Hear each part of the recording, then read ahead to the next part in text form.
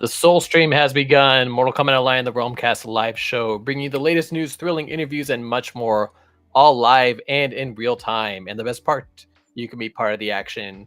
So join in on the conversation by chatting with us live, where your voice can be heard. I am your co-host, or I'm your host, the Mortal Kombat Phantom, and with Also me as always is our co-host, our very own lore master Yanni. Welcome, Yanni. Thank you, Phantom. And today we don't actually have a guest. Today's episode is more of a bit of an analysis commentary on footage we've just seen at Summer Games Fest, the Mortal Kombat 1 gameplay reveal. I think that 8-hour episode we did after the initial reveal was definitely enough guests to last us till the next game, though, don't you think? I definitely think so. And I have double audio all of a sudden. Okay, there we go. Yeah, I was so confused because I kept hearing myself twice. Oh, that footage, that everything. Like, I'm so excited right now.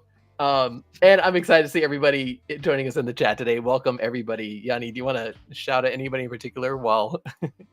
Everybody. It's cool seeing that everybody's already in the chat as we're kicking off. So, and I see that TV Lord Overcry says hi there, Realm Kast, so hi to you too.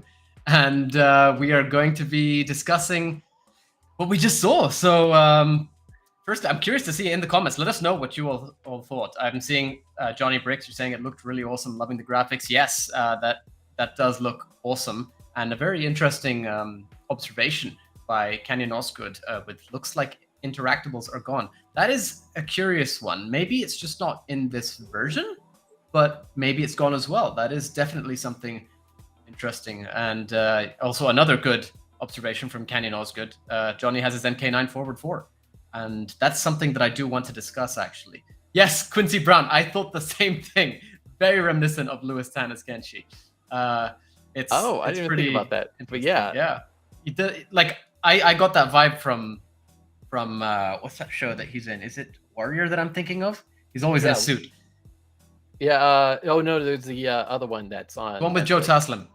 Yeah, I know what you're talking about, but I can't think of the name of it right now. But yeah, not sure it's Warrior. Maybe it's Warrior. I was thinking of the other one that he's in, like Phoenix Rising or something like that. I can't remember the name of the show. Okay, I get what you're saying. Yeah, I get you. Yeah. Yes, it is Warrior that I'm thinking of. But no, it's not Warrior that I'm thinking. No, I know what you're talking about, and I don't even have the name now. Yeah. Anyway, Phantom, at some point, do you mind bringing up the video so we can stream it and go into detail? Definitely into the Badlands, Quincy. But I'm thinking about where he's wearing a suit. There's something where he's in a suit more so than what's that one that I'm thinking about? Come on, somebody in the comments has to help him out because it's gonna annoy the hell out of me. Woo Assassins. Yes, Woo Assassins. Yes, exactly. Thank you. Yanni, which video do you want first? Let's go through the actual gameplay video first. Okay. Just so everybody's aware, we are focusing all in today on what we just saw because we watched it together, and this time it wasn't in 1080p for me because he's the one streaming it. So, but I'll still take what I got. I'm pretty sure it was somewhere in between 480 trying to become 720p, but was definitely good. Get us off the screen, man. Get us off the screen or on the side or something. Make this full screen for everybody. Here we go. Just in case for anybody before you play this, Phantom. Just in case for anybody who's not aware, you can join and interact in the live chat with us on YouTube, Facebook, and Twitch. You could just find any of those links via realmkast.com, just in case you're watching somewhere where you can't really chat with us. Pick one of the above and, join in the chat. We're going to be having a bit of a fun time here discussing what we've seen today, getting all of your thoughts on what we've seen, and giving our own thoughts as well. Phantom is quite the experienced FGC member. So he's going to be talking all about framed. I'm not even going that far. But without further ado, shall we get into what we just saw? One viewing first, and then we can discuss it.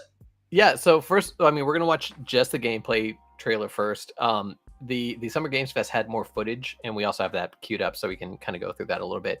But first off, check out the revamp of the logo. They added that fire effect that they're utilizing. It looks cool. I don't know. I just, since we're here, it looks old. When we play the video, we can show it off in the background because that was on there for a little while, and that looked so.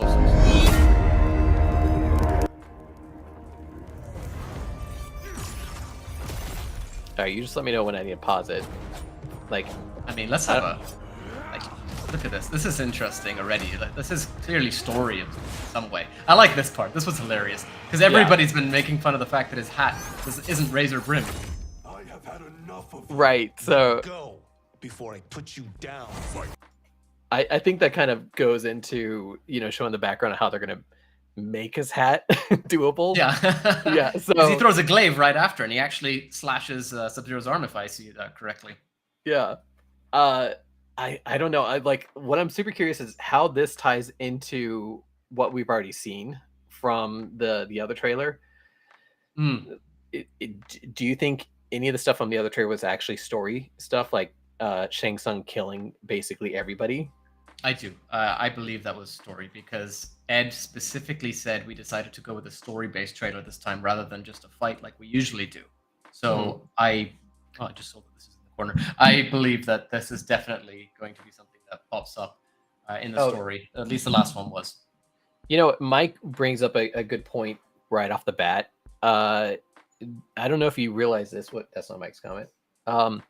That song that's playing from the beginning, that's Zoo's new song, which is something that they just recently released and started advertising. And so, like, unless you're following them closely on Twitter, you might not have noticed, but they just went ahead and announced that Mortal Kombat 1 soundtrack is a collaboration with the artist Zoo. Oh, I'm probably mispronouncing his name like crazy. Zoom, I'm assuming, but so yeah, I went ahead and I was listening to a song before we actually started. It's a cool song. Before you talk about the song, man, that logo, that's what it's all about. That looks so cool to me. So that's his logo mixed with Mortal Kombat, but it looks great. Like, it's cool. But the song itself, I really wish we could play it on here. I'm afraid that we're gonna get like, yeah, I wouldn't like risk that. Yeah, I'm already worried about sharing the video that we're showing. But yeah, so you guys, if you haven't checked it out, go check out the song. Like, it's just cool. It's on Spotify and everything too, so you can listen to it wherever you listen to the Realm Kast, actually. And it has, to me, the music itself is kind of like what they've been doing with Into the Spider-Verse. It's a cinematic type of sound to it, but then, you know, they got the overlay of him performing. I don't know if you'd call it rapping or singing, but you know, he's doing it. So yeah, he's performing. Okay, so do you want me to keep going, or is there anything else you want to talk about? Well, I mean, a couple of people are commenting on the hat, and it's like Survived has just said, do you think Lau works like Jin and he has to work up to the hat, you know? And same thing with Canyon Osgood, says the same thing. Maybe earns the hat in the story. I could see that happening. I feel like with this skin, for example, now that he's wearing on the screen in front of us, he just threw a glaive at Sub-Zero, and he just got that off the wall. So for all we know, the animation could be different, and he pulls the glaive. I almost said the hat out of reflex. Pulls the glaive from his waist and throws it. Whereas on a skin where he has the hat, he would throw it from his head. I think it's going to be related to the story mode. So different parts of the story, you're going to have access to different abilities. So, you know, at this first part, we're not seeing him doing hat throws when he's fighting Sub-Zero. I think that's because during this part in your story, you don't have that ability, and then they'll add it. Very Deception Conquest kind of style if you're going with that, because Shujiko doesn't have access to most of his moves until you, even in the actual arcade and versus mode, doesn't have access to his moves until you finish Conquest, or at least. Oh, I completely forgot about that. That you couldn't do everything until later on. You literally just had certain combo strings. I think even later combo strings were not available. I could be misremembering that though. But I don't know if they'd go that far for the story with Kung Lao. I have a feeling it's just going to be because he throws the glaive. We literally just see him do that. So it's definitely an ability he has in some capacity. I just he knows believe how that to it's throw stuff. Different. Sure, but you're not going to tell me that the way he throws that is not somewhat similar to how we throw the hat, just the opposite way around, really, from what we see. Unless he starts throwing the hat like that too, like a discus kind of. But what's cool to me is that they might not even just have him wearing a hat. It could be that he brings the hat out of nowhere. We've seen characters do that. They materialize their projectiles. You're going deep in the gameplay. Well, we said gameplay. This is gameplay analysis, man. And Caneless asks a good question, which I think we've already gotten the answer to. Do you think variations will be a thing? I don't. I'm pretty sure Ed has specifically said they're moving past it into their new thing, which seems to be cameos. Yeah, and Canyon kind of posted a little follow up there too. Says Ed confirmed variations are gone. Yep. So I am very excited because I hate variations. I think we've talked about this before. You just give a character their moveset and let us play with them. And that way it feels like you're getting a fractured character. Yeah, exactly. Well, and like in the whole Katana Molina joining. Stuff. Mike McDonough, MK Nash. Hello, everybody. Mortal Kombat line says Yakuza Kenshi. Yes, so, he's got the tattoos, I think, on his fingers too. Yeah, we which is not normal for Yakuza to do that, because usually you want your tattoos to be hidden in Japan. Otherwise, you get looked down upon. You don't get access to certain things. So that's a cool stylistic thing, but they're definitely Yakuza style tattoos. So I'm excited. The suit in the beginning. Well, let's get there. But although, give us 5 seconds of this part. Can you press play for 5 seconds here? So, what are we seeing in terms of gameplay here? Because pause there. This, to me, what does everybody think? Does this seem like MK11? Does it seem more like MKX? Does it feel like MK9? Does it feel like previous games? Because right there, the vibe I got from just the failed throw into the uppercut was very MK11. But then the gameplay itself kind of makes me think MK9 kind of, and then we get into air combat, as MK Nash just says. Yeah, I was thinking MK9 right away when I was watching the trailer. I mean, of course, I don't go into gameplay as much as other people do, because I just like that's what we're here to do today. But yeah, so it definitely had MK9 vibes to me. I don't know what it is about it, and it's very smooth too. Like, yes, fluid. Yeah, exactly. It doesn't seem like there's a lot of cuts in between the different moveset and stuff. It just kind of seamlessly goes from one to another, to the point where I'm kind of curious as how it's going to play, because it's so seamless that these punches and stuff that you're seeing on screen, they basically run right into each other. Yes. Actually, go back a few seconds if you don't mind. And while you do that, I see Quincy Brown and Popeye saying it's very Injustice-like, and I can see that as well, actually. Go back again. Sorry, again. Go back a couple of lefts. Okay, press play. Yeah. See, I'm seeing it. Like, I don't know if he's walking there or if he's dashing. Sub-Zero. Do you know what I mean? Did you see that? Oh, I was watching Kung Lao. Smooth. Like, yeah, you see the air combat. He just popped him up there. Yeah. You mean to fill in that gap? Kind of, yeah. But here, go there. Play. Oops, sorry. Anyway, just play. Krell says intros were done creative. There. He's walking. He's just stepping it forward. Yeah, the intros were pretty creative, and I want to comment on that when we get to the discussion between Ed and Jeff. But this looks, I see the Injustice comparison for sure. I definitely do. Especially with Sub-Zero, the way that he's playing. It reminds me a lot of Injustice 2. Yeah, exactly. Yeah, but less hammers hopefully this time. I think I did see a hammer turn up, but I like the spear at least. That makes more sense. But yeah, Caneless, it does seem a lot more fluid. I'm very happy to see that. This feels like a nice sort of balance between what we've been asking for to go back to sort of MKX, MK9 style and MK11.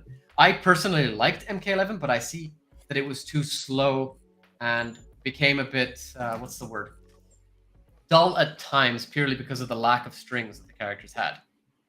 And yeah, MK9 and MKX bounce attack from MK Nash, MK11 fluid combo system. I see exactly that. And yeah, MK8 air combat too, for sure. I loved bounce attacks on MK9, setting up those combos. Yeah, the bounces were a lot of fun. The whole trailer had it all over MKX, MK Legacy vibes. Legacy is something I definitely want to bring up, and actually Delar and I already kind of spoke to each other about this a little bit, very briefly. And hi. But Bassett Games brings up a very, very good question, actually. Yeah, so Bassett Games says, do you think Sony and Jax will be playable or just cameos? The way that everything was presented, I think Sony and Jax are going to be just cameos. Ed did mention on the stream that Sub-Zero and Scorpion will have cameo versions and playable versions. But he didn't specify that for Sony and Jax. Actually, and Kano too. He took that a step further when he was talking about them. Now, this could be a good thing and a bad thing. I'm going to have to loosely paraphrase here. He specifically said, when we're doing these cameo characters, we're trying to do them as callbacks to the earlier games. And we can see that with Sonya, Kano, and Jax's OG outfits, right? And that was the first thing when I saw Sonya, I was like, oh my god, OG outfit! And that makes sense. But I also think that doesn't mean that we won't get them in the story. Personally, I hope we don't. I think it's time that they're dropped for a bit, and I'd like to see NRS show some courage. But I also think that they might cave and put them in. But we'll see how that goes. Caneless says something which I really liked as well, to an extent. And this is something which I chose not to bring up with you on our sort of reaction. I like that cameos are one-button action. So for anybody who hasn't noticed, it just seems like they are R1, at least on PlayStation. And so what is that? RB on Xbox, I think. And that is cool. But we did see multiple types of moves, right? In fact, Phantom, if you want to press play so we can actually skip ahead a little bit. Well, was it MK9 where you would have, if I remember correctly, combos? Yeah, and then they would step in for those combos or something? Or was it MK11? What am I thinking Exactly what I was getting to, yes. So MK9, you had combos where either the character would just like come in and do a punch or something, or a projectile, or you could do a tag combo, which would continue the combo in a way where you could pop them up, if I remember correctly, and then finally they would actually switch in at the end of the combo too. Yeah. So this seems to be a sort of, I say evolution, but I also think the tag team is the real way forward. So a bit of an evolution of that in a different direction. I would have preferred tag team personally, and I've seen a lot of people echo this sentiment. But this is looking cool, especially considering, I don't know if anybody noticed, but they seem to be involved in the, whatever they're called, fatal blows, as well as fatalities. Oh yeah, let's keep watching then. Yeah. You have proven worthy of joining us. Come. There are other champions, I must gather. Gathering What do you people. want? This is interesting. It's my family blade. Donnie has Sento. Yeah, and Kenshi's pissed. Yeah. Using a different sword, which actually looks pretty cool now that I see it's kind of hollow. Yeah, it's like a double bladed. It's just hollowed in the center of it. Interesting. And even in the shadow, by the way. Yeah. Yeah, that's the cool. tattoos. Yeah. So, Suit Kenshi. What's everybody thinking? I know Delara's in the chat thinking something. Give us the thirst. Suit Kenshi.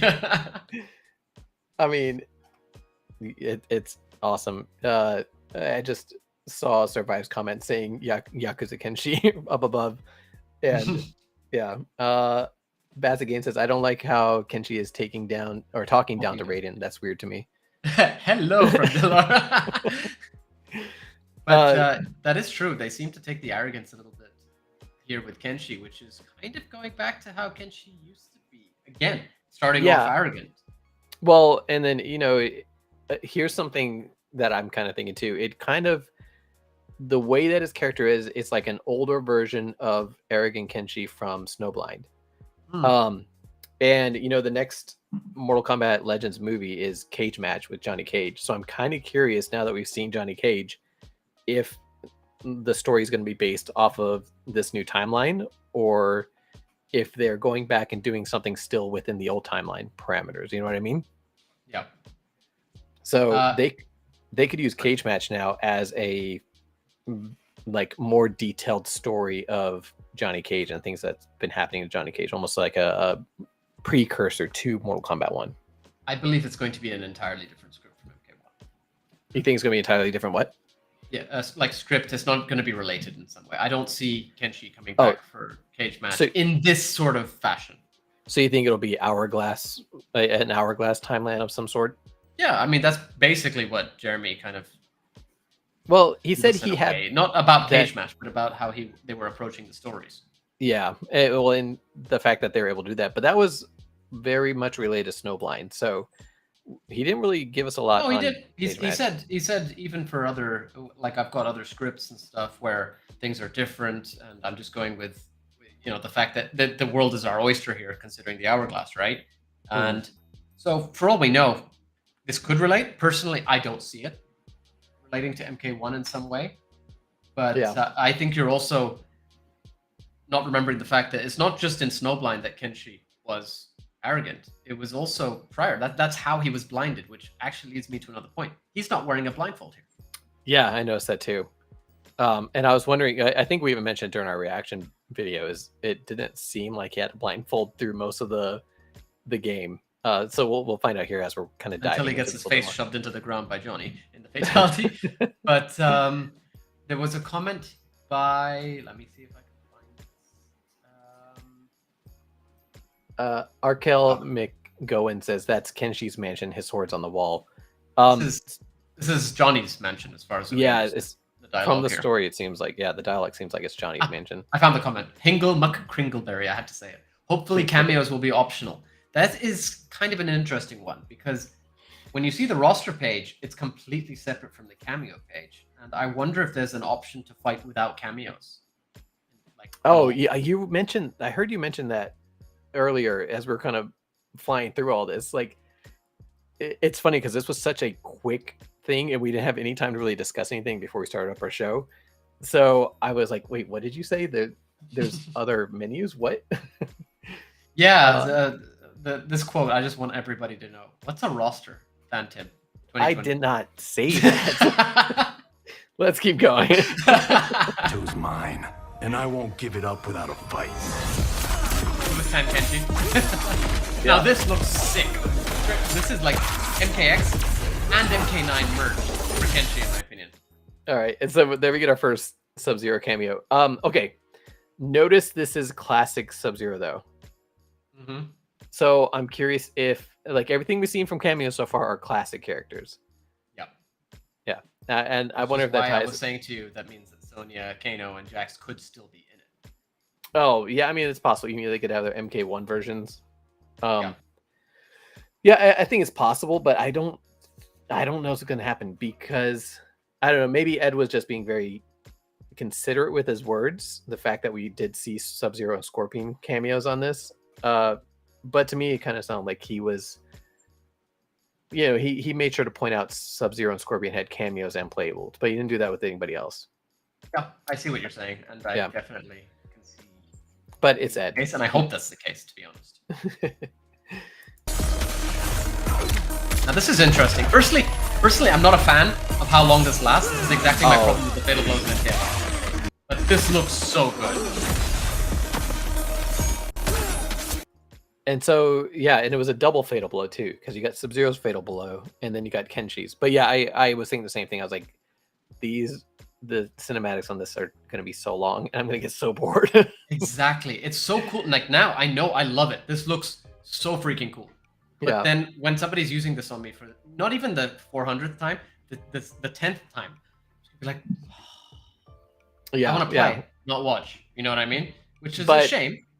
Ed said something pretty cool at the end of it. He said that you'll be able to kind of use your cameos and customize them a little bit more. So you might not see the same cinematic every time. If somebody's playing Kenshi and they have Sub-Zero, you might get one type of Fatal Blow. If they are playing with Sub-Zero and have Sub-Zero, you might get a completely different Fatal Blow. So it might not be completely boring if they've mixed it up enough. But if it's the same cinematic every time, then it's, I don't know. It could be that they're using a certain animation for the Cameo character, and then a different. Like, actually, go to the Fatal Blow beginning. We're calling them Fatal Blows for now, just because that's what we know them as. But go back a bit more. Right before the Fatal Blow begins.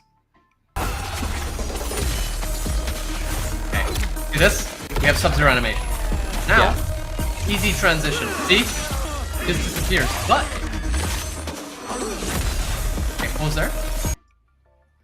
Easy transition. Sub-Zero sort of teleports into the ground through ice, but that doesn't mean that another character can't just begin their Fatal Blow, their version of the Fatal Blow at that point in time. So I have a feeling that they each have a set animation. There's no way they're making separate animations for every single character's fatal blow, including cameos. So that part where Sub-Zero is teleporting out is going to be, for example, let's just say Scorpion throwing his kunai instead of Kenshi charging forward. With Yeah, I hear what you're saying. Yeah.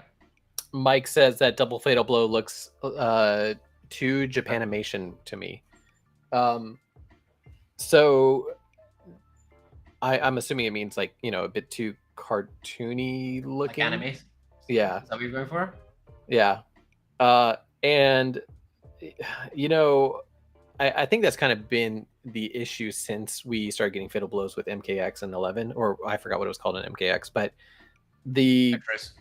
yeah, the X-rays in MKX and the fatal blows in 11 were very different from the X-rays in MK9. They were basically kill shots. Like here we have Sub-Zero stabbing Johnny Cage in the head twice, and then it keeps playing. So, you know, it's just kind of leaning into that brutality to make it into something that's like, what is this? What are we getting here? Are we?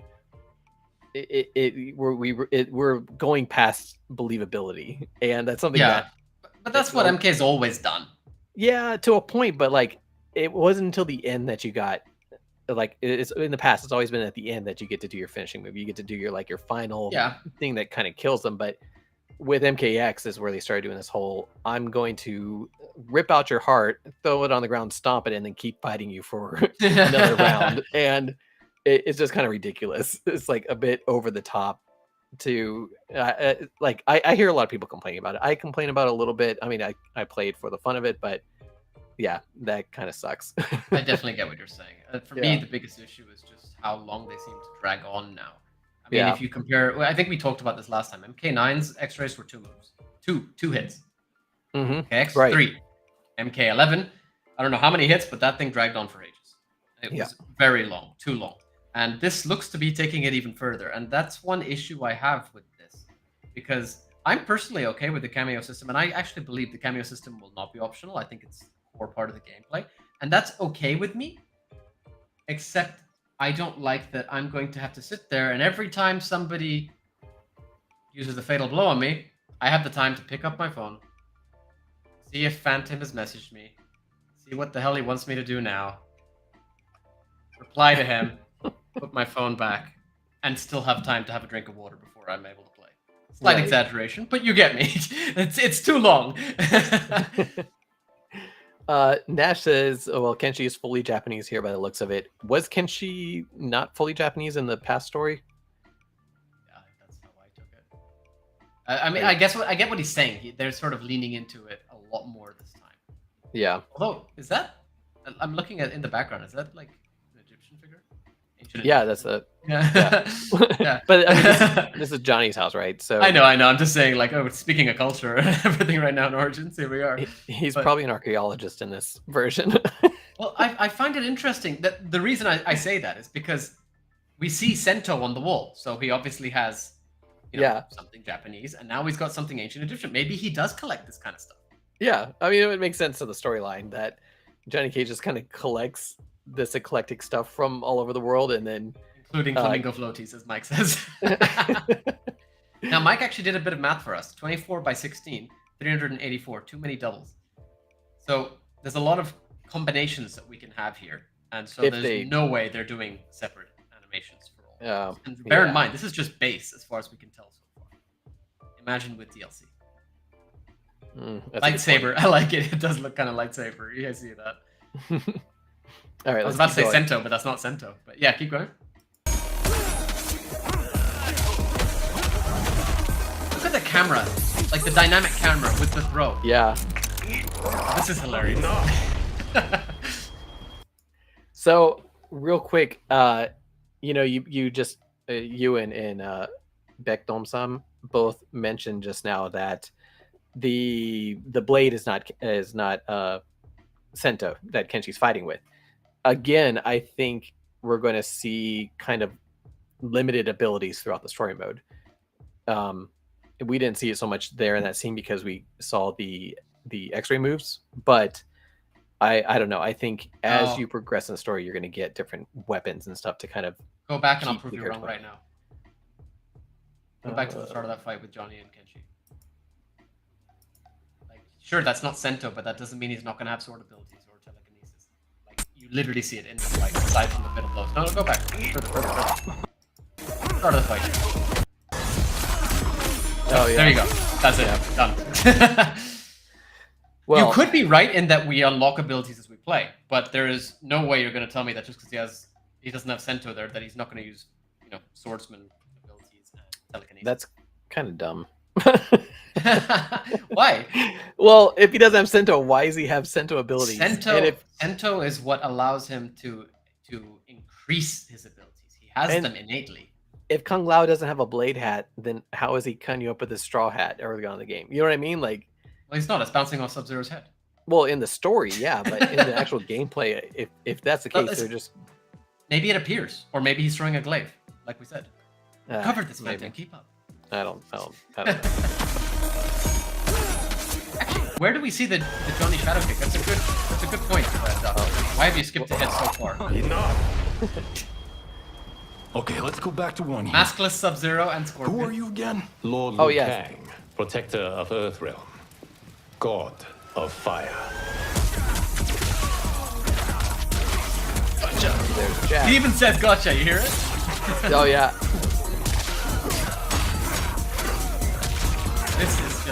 This is 3D era. Whoa! You have skills, Raiden, but you're inexperienced. Whatever experience I lack, I make up for in heart. For everybody who said Raiden won't have lightning abilities, here we are. Now, does this mean that Kenshi is there with Liu Kang and his people?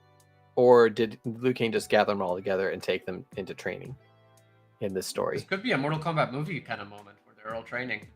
MK 2021 movie. I think he gathers them up and then he does the training montage. Potentially, yeah. Like one thing I did comment on, and we actually posted about this on our pages, is that we've now got this is a second outfit of Kenshi that we've seen already in just one gameplay trailer. So we actually technically see 3 designs for Kenshi just in today's video. Well, and then also I just received word that let me pull. Hey, this History up. Behind the Warrior. We're gonna unlock Raiden's Arcana.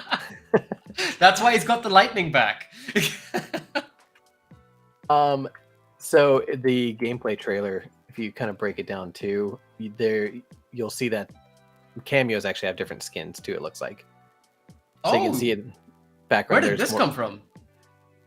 This came to us from our friends over at Uppercut Editions who are analyzing the trailer as we are talking. So they sent this over to us to have a look. Awesome, thank you. Yeah. So you can see there's Sonya wearing her Mortal Kombat 3 style outfit, and then of course we're not focusing enough on this.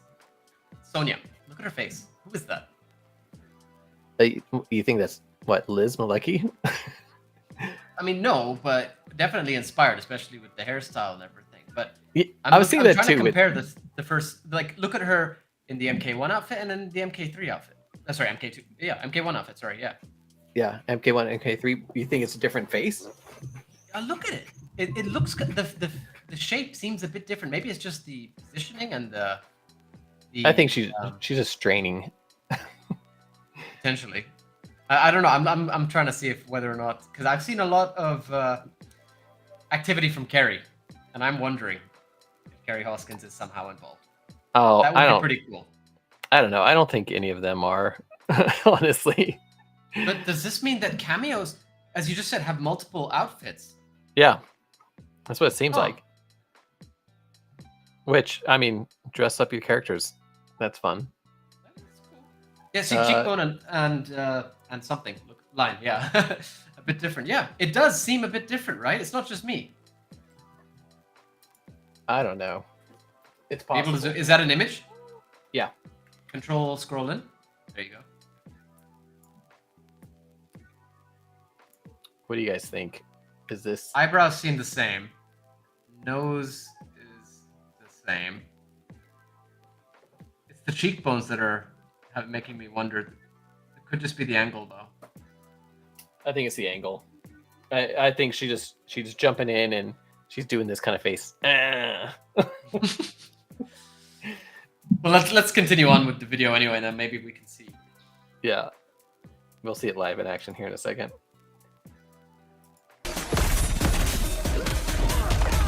Literally, in a second. As a kind of wait, hold on. Did he just have two, or was that Raiden? Did they swap sides and then he had Kano coming in as Oh, Cameo? that's a good question. Yeah, Raiden has Kano. Oh, okay. Raiden has Kano on this one.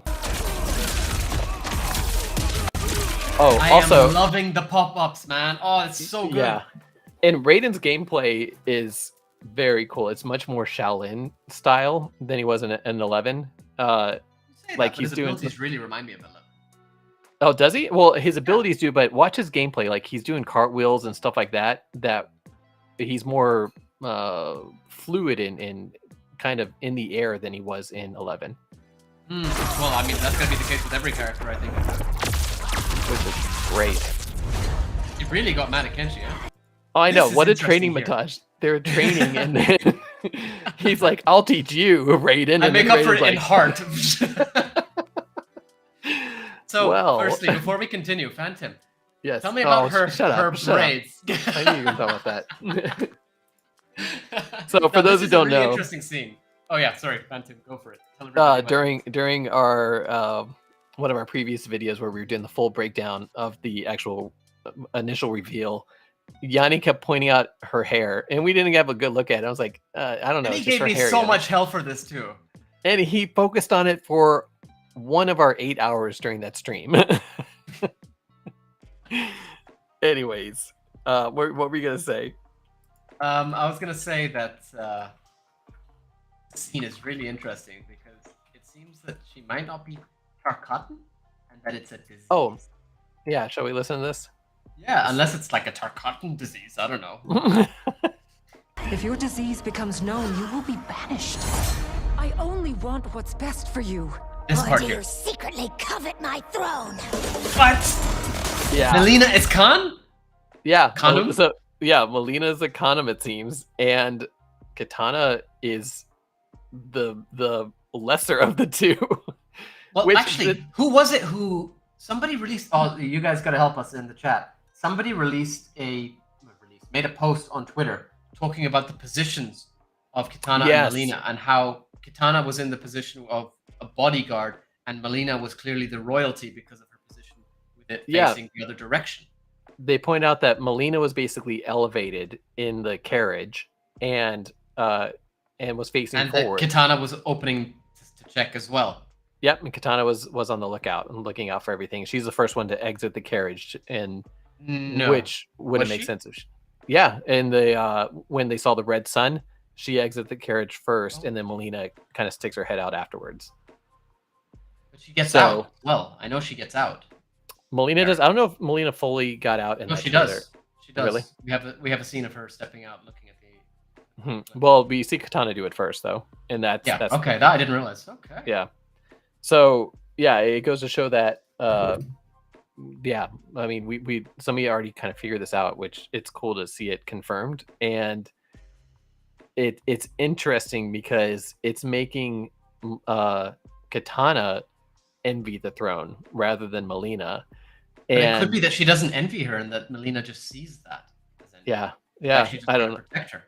It's this is a cool twist to the characters. I think I really wish the Katana fan was on here. I can't remember the full screen name for them. Katana fan On a fan page. page. Yeah.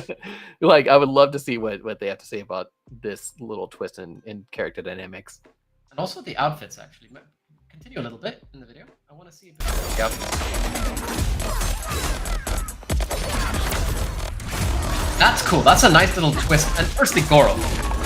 So, pause there. When we watched it, when you were showing it up to me on stream, that I could not tell if that was Goro or not. But having seen it on my own, that definitely looks like Goro's face. You think it's Goro, not a Shokan?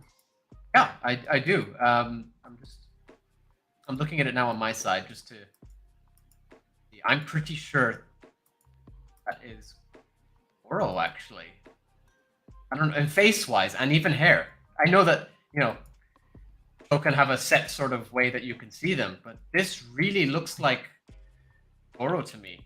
Yeah, and he's like, he even has the 4 arms, so it must be Goro. Yeah, I'm sending you a picture if you want to pull this up. It'll be a bit better quality than what you're looking at now. And while you do that, says Goro looks smaller and doesn't have a classic design. Yeah, there's no classic design here. He's got armor instead. Maybe they were afraid to give the guys loincloths this time and underwear. And Duck says it's weird that Goro has a whole new design while the rest of the characters are in their classic looks. Well, nobody's showing skin, really. Yeah, What gets to me is that he's very small. Yeah, and that could be limitations on the game.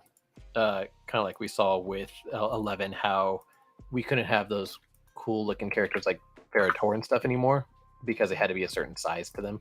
Could be just that he's bending. Look at his pose, his posture right now. He's bending as he punches. He might have to get down to punch them.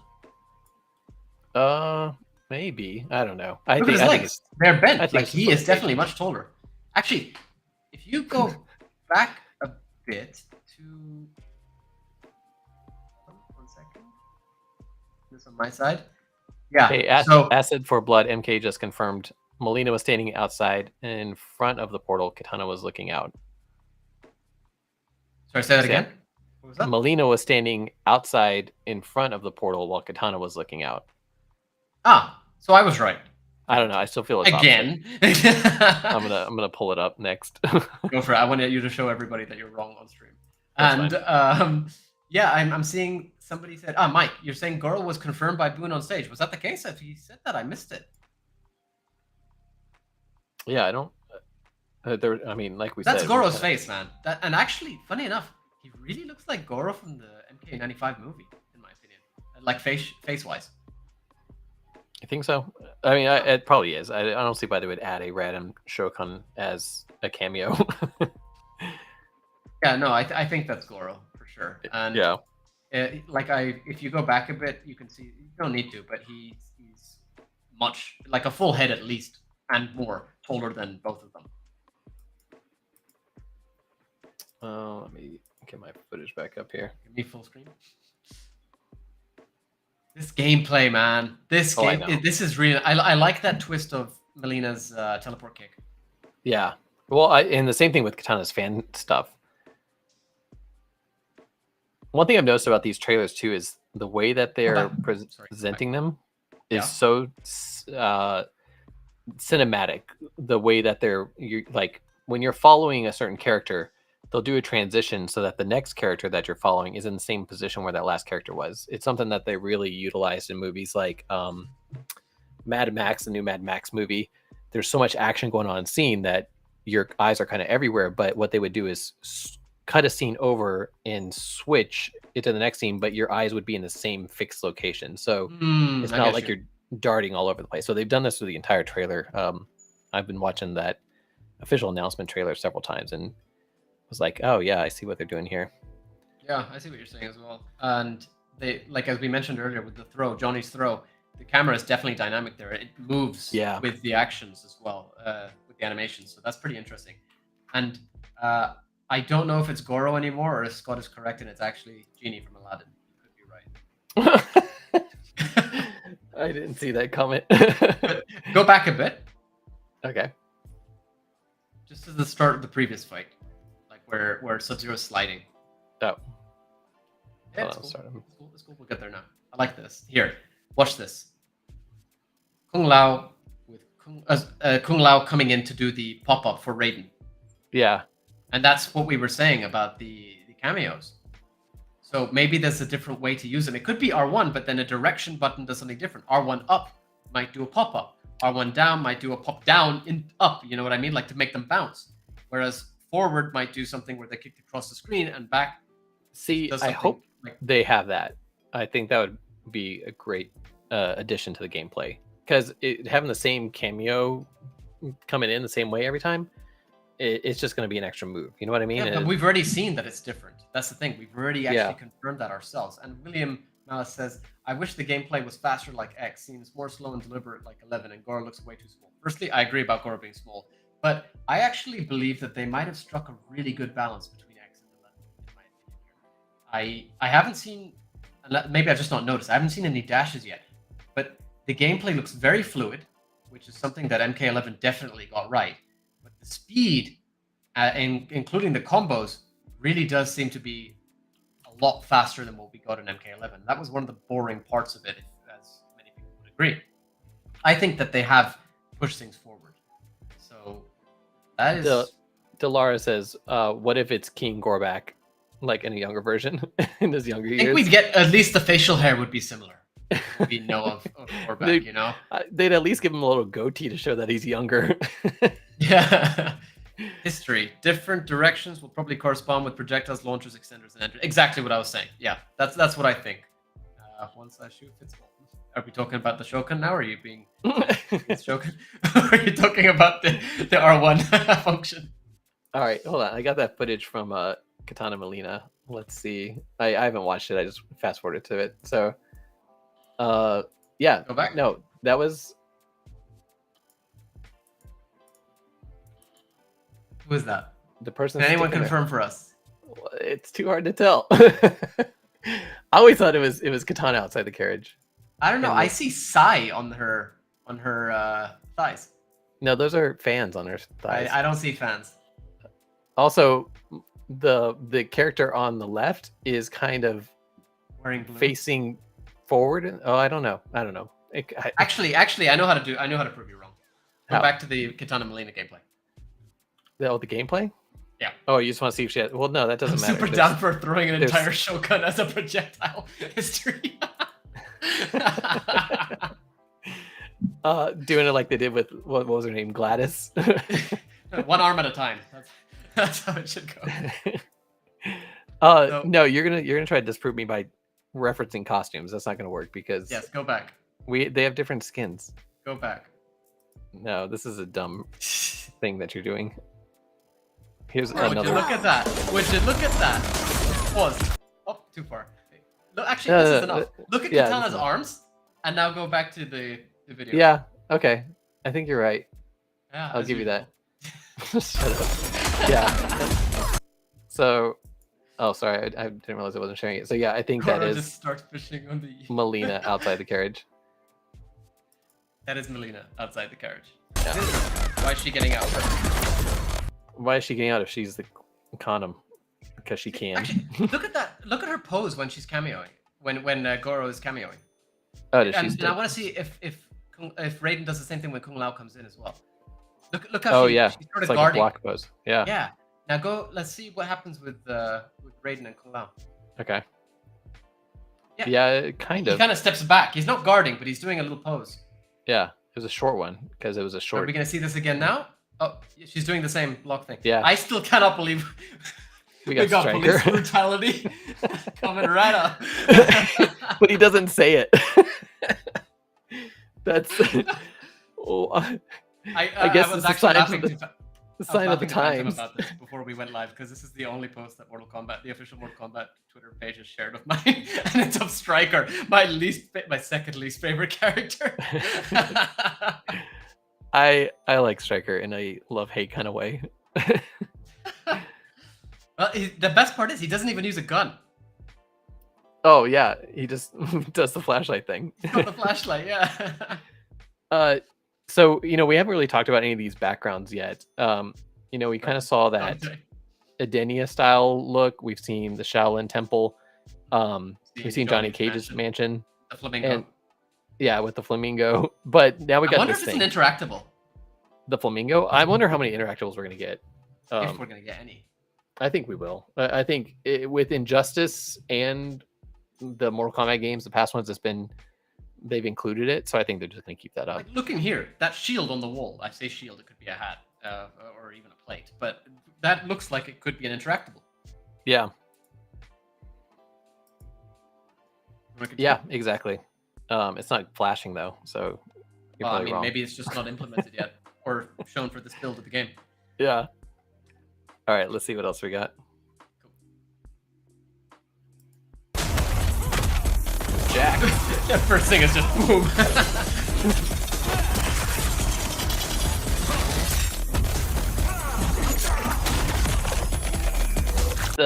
the X-rays on this look so nice. Like, I don't. I'm just kind of thinking back to like MK9. You know, it had that cartoony look to it, but it went dark. The screen went dark. You just saw the skeletons. yeah, and here it has like a very realistic looking skeletal You can see structure. all the fractures in its skull. Actually. Right. Like, look at that. That's cool. Actually, I just found a problem with this. I'm sorry, NRS, if you're watching this, we found something that you might need to fix up. This is very, very important. Go back a little bit, Phantom. Okay. The start of the fatal blow. I'm sorry, guys. See here? Look at the skull, how it's cracking. Yeah. All right, now go forward and pause when you see when I go through. Oh, the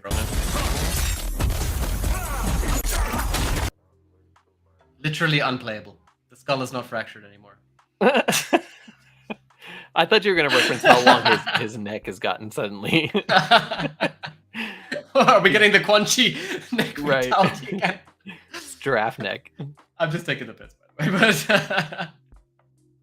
But this is actually a good point as to what you were saying earlier about how these feel like they're over the top to the point where how are they continuing this fight? This feels like it should be a fatality. And I do agree with you in a sense. Like, I get that it's Mortal Kombat, it's not supposed to be realistic. But I feel like sort of keeping it grounded a little bit with these sort of fatal blows would be cooler. Like, I'm thinking back on, for example, MK9 Smoke, where he's just like body slamming you over him. And that makes sense for an X-ray, rather than actually outright killing you, you know, but then continuing. Mike McDonald. Facial expressions are creepy in this game. Raiden's face at the end when he's getting his head ripped off is priceless. Okay, we gotta focus on that. And you're right, by the way. It wouldn't be a Mortal Kombat trailer without Sub-Zero dying horribly. That is very true.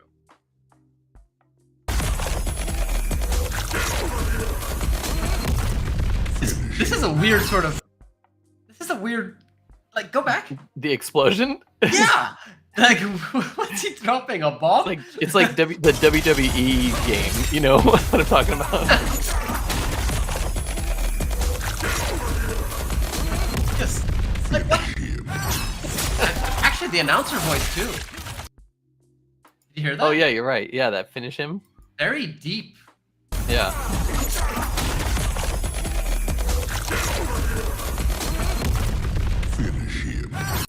It was a very different take.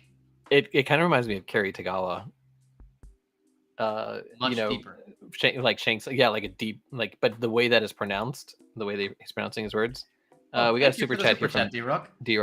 Thank you, D-Rock, for that. It says, I'm really digging this select screen this time. Seems they finally got it right. I'm not feeling Mijikoro or the overkill fatalities too much. It's actually so interesting to see, like, the majority of MK fans seem to be saying the same thing about the fatalities, that they're a bit overkill. I definitely agree. I feel like you're killing somebody after they're clearly dead. But one thing I do want to focus on here is where the fatality ends. Because in MK11, it finished mid-fatality. You know what I mean? What do you mean? Okay, well, show this fatality again. Okay. A duck. That announcer voice is ripped straight out of 3D games. I can see what you mean by that, but I think it is like it's the same style. Look here.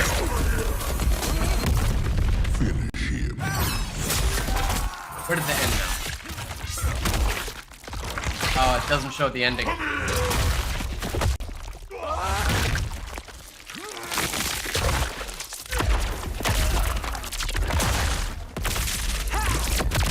Man, these are... Actually, you know what? What? Having a look through those fatalities, personally, I think they actually toned them down a bit. You mean compared to 11? Yeah, they don't go on as long. Like, not in the sense that they take less time, but that they're not as overkill to the point where you're killing somebody who's already dead. You know, that stop, he's already dead. You know, like they are dying when the final blow is given, and I think that's actually a huge improvement from MK11 and MK8. And where was it? HSV 010. I can't believe I'm saying this, but this is the first I'm impressed with stages since the 3D era games. They look so alive, but also creative and unique. And yeah, I agree. it's not the first time I've been impressed. Like for example, I love the Fire Gardens in MK11, but these look really, really cool. I definitely agree with that to an extent. Yeah, X and X in particular had some of the stages that I really like the look of, like Kotal Khan's arena, or the construction site. I don't know if that was the arena or what it was called. Oh yeah, I get you. Yeah. Yeah, but this one, you know how Mortal Kombat 9 had things like the garden, where you could fight and it had like the Goro statue in the background and stuff like that. Mm-hmm. It kind of has that feel to me. I don't know why. Maybe it's just me, but I don't know. I'm getting a lot of Mortal Kombat 9 vibes from this. Yeah. They might have gone back and kind of saw what did well with the past games, because Mortal Kombat 9 is a huge fan favorite. So maybe they kind of dialed it back from Mortal Kombat 11 and shifted their focus a little bit. Also, people asking, Hold on. did you immortalize on the Hollywood Walk of Fame? Well, he definitely left his mark. Oh my god. So, people saying, is Scorpion still voiced by MK11 actor? Is Ed Boon back as Scorpion yelling voice? I was wondering the same thing. It does sound like Scorpion. Sorry, Ed Scorpion. I mean, yeah, it does sound like Scorpion. It does sound like Ed Boon. The come here and the get over here.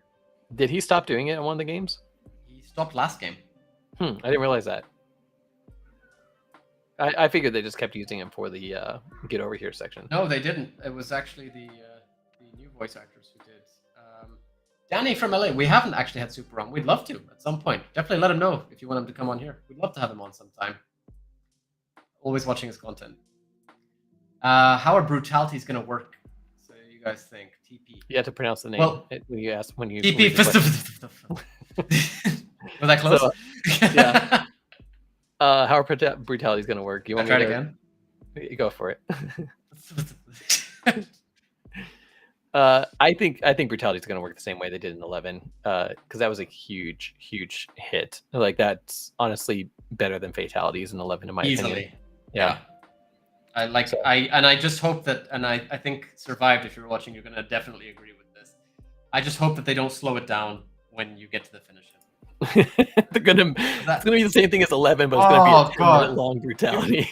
You're trying to do this brutality, and then it's just it slows you down, and then you drop it. I understand that they weren't, MKX, as you said, Phantom. Like in MKX, people would really just drag on the combo for ages, especially Cyrax, Triborg Cyrax variation, where they'd keep it going until like you got sick of just watching your character getting killed after they're already dead before the brutality pops up. But MK11 ruined it, in my opinion. They could have done it differently, where it's just make them drop down or something after a certain number of seconds. But I don't know. I hope that firstly brutalities do return in the way that we expect them to, or hope that they do. And if they do, that they fix up that slowing down at the end. We'll see. This JC finisher reminds me of the Aaron Black Bullet. That's a good point. Now, does it say Kenshi? I think it does, right? Let me make this bigger. See if we can see. Oh, yeah, it says Kenshi. Oh, that's great. I wonder if it actually... Do you think he like pulls off their face after and it shows their face imprinted on the Oh, no, I think it does. Hold on, let me play it. No, because he pulls it off and their face is stuck. But I mean, does he pull off their face from it? Oh, I don't think so. I think maybe it starts off as like wet cement, and as he's doing the fatality, it hardens. Well, do their hands get stuck too? Let's have a look. Yeah, see, his hands are kind of in the cement still. Well, yeah, his hands are stuck. You're right. We just got demonetized. Oh, did we? No, I'm just kidding. That frame by frame. I'm expecting it for sure with same. MK1. Every time we make videos now, I mean, we just do this because we love it, but... I think Uncaged specifically said, like, on his first video, they got demonetized immediately. Yeah. We feel the pain. But that is a good shout, actually, Mike, with the Aaron Black Bullet. And a lot of the fatalities feeling a bit too recycled. Took a lot of them from MKX. I get the vibe that you're saying. Well, like this Raiden one, for example. Yeah, the Raiden one does feel very similar to what we've kind of seen before. In both Injustice and MK11, I think, not MKX. Maybe it's MKX. But I don't No, that is a good point. This was definitely recycled, but I don't think anybody can complain. Well, notice that's a cameo fatality. Is it a cameo fatality? Yeah. So watch it when it starts up here. Let me rewind this. Finish him. Well, rewind a little bit too far. That finish him is so calm, by the way. Again, there was Kano doing it. Kano just did the heart rip, so that was not. Oh yeah, you're right. You're right. Yes. Also, I love Raiden. I don't know if you noticed, but he's wearing like a more traditional style outfit. So yeah, see there, he slides in Sub-Zero cameo, does the head rip, and then ends with. Maybe he's just there for the fatality, but doesn't actually help with it. What? Maybe. Maybe he's just, you could see him there, but he's not actually in. Yeah, maybe. Hold on, let me look at this Raiden outfit again real quick. And let's focus on the clothes, because that's what everyone wants to see. Dilara, I'm with you. Rain needs to make it. Rain really needs to make it. Okay, can you see this Raiden outfit? I don't know if you can really tell. You posted at the perfect moment, by the way. That is what a shot. Open that full like screen, man. That is so good. That's as big as you can do. But look at it. It's kind of like a lesser version of like Mortal Kombat X, Mortal Kombat 11, Lord Raiden type of more simplified, kind of. Yeah. It's cool. I like it. Yeah. Do you want to pull up that Summer Game Fest footage? Before we do that, I'm wondering if there's anything we've missed. Give me 1 second to sort of go through on my side just to see. Yeah, I'll just kind of have it playing here. We kind of skipped through the Scorpion fight with Liu Kang, where Jax pops in. Can you go back to that? Sure. A minute 30 and minute 40. I don't have times on this, unfortunately.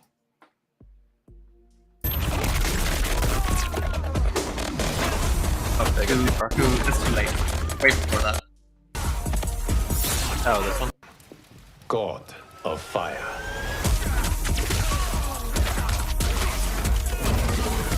Oh. One very interesting thing here.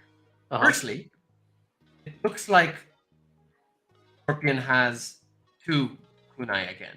And secondly, they're both on ropes. And thirdly, at least from one angle or before he throws it out, it seems to be a kama rather than a kunai. Oh, you mentioned that earlier too during our reaction. One of them seems to be a kama, the other seems to be a kunai. How did you see that? Where did you see that? I look for detail. Like right at the beginning of this fight, after Jax disappears, go back to that point. Yeah, I don't think I can get that paused. Back a little bit more. A bit more. Liu Kang. There. Yeah, I can't get it. If you got a screenshot, send it over and I'll... Yeah, I'm going to send that over to you now. 1 second. Mike says there is a tethered kama. Yeah, it's a kama, right? Duck says, I'm maybe in the minority, but I'm kind of glad Scorpion isn't using swords. Yes, me too. And Kenshi's back. Yeah, I like that Kenshi has it in this game. Like, look, I love that Scorpion had the sword in the 3D era. I liked that personally better than how they did him in MK11, which was clearly just a way to get Kenshi gameplay in some way. And I think that MK9 did his swords very well, where he sort of had the dual wield, and also MKX, if I remember correctly, too. And they were used for lead-ins into combos.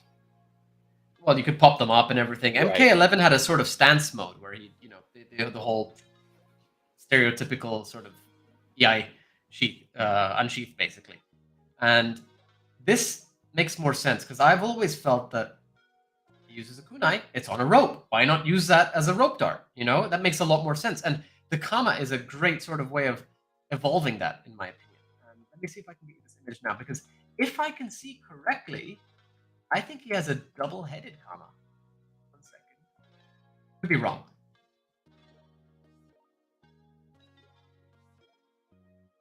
Yeah, I think I'm wrong about that.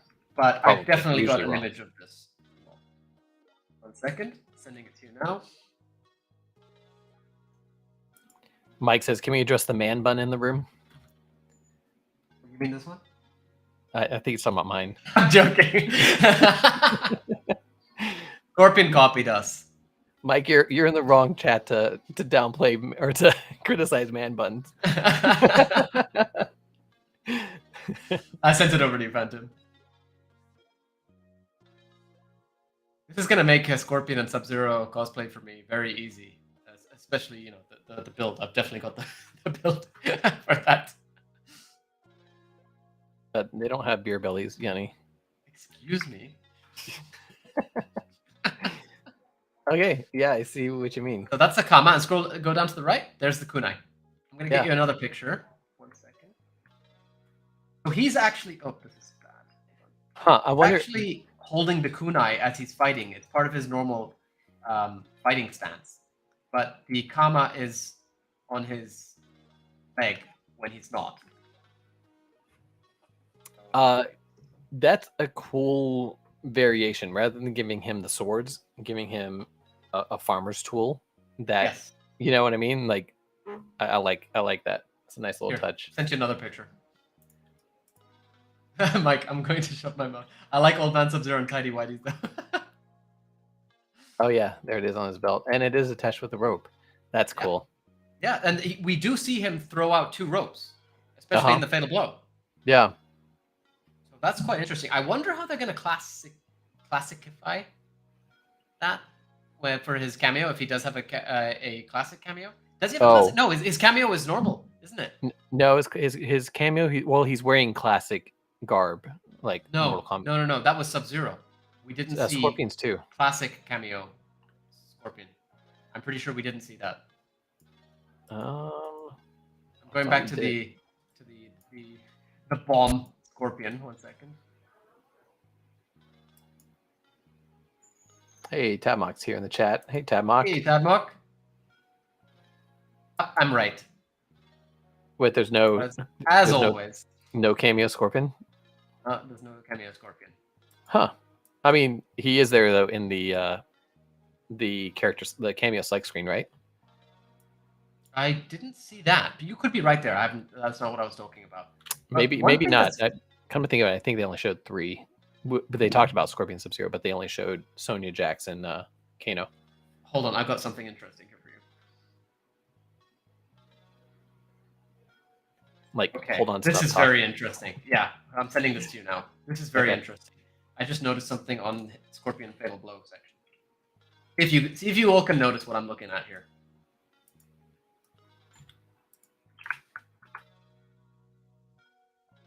His stripper boots. Not what I was going for, but they are great. What do you see? The 2 kunai that are on fire. Yeah. And the Kama is still on his waist. Yeah.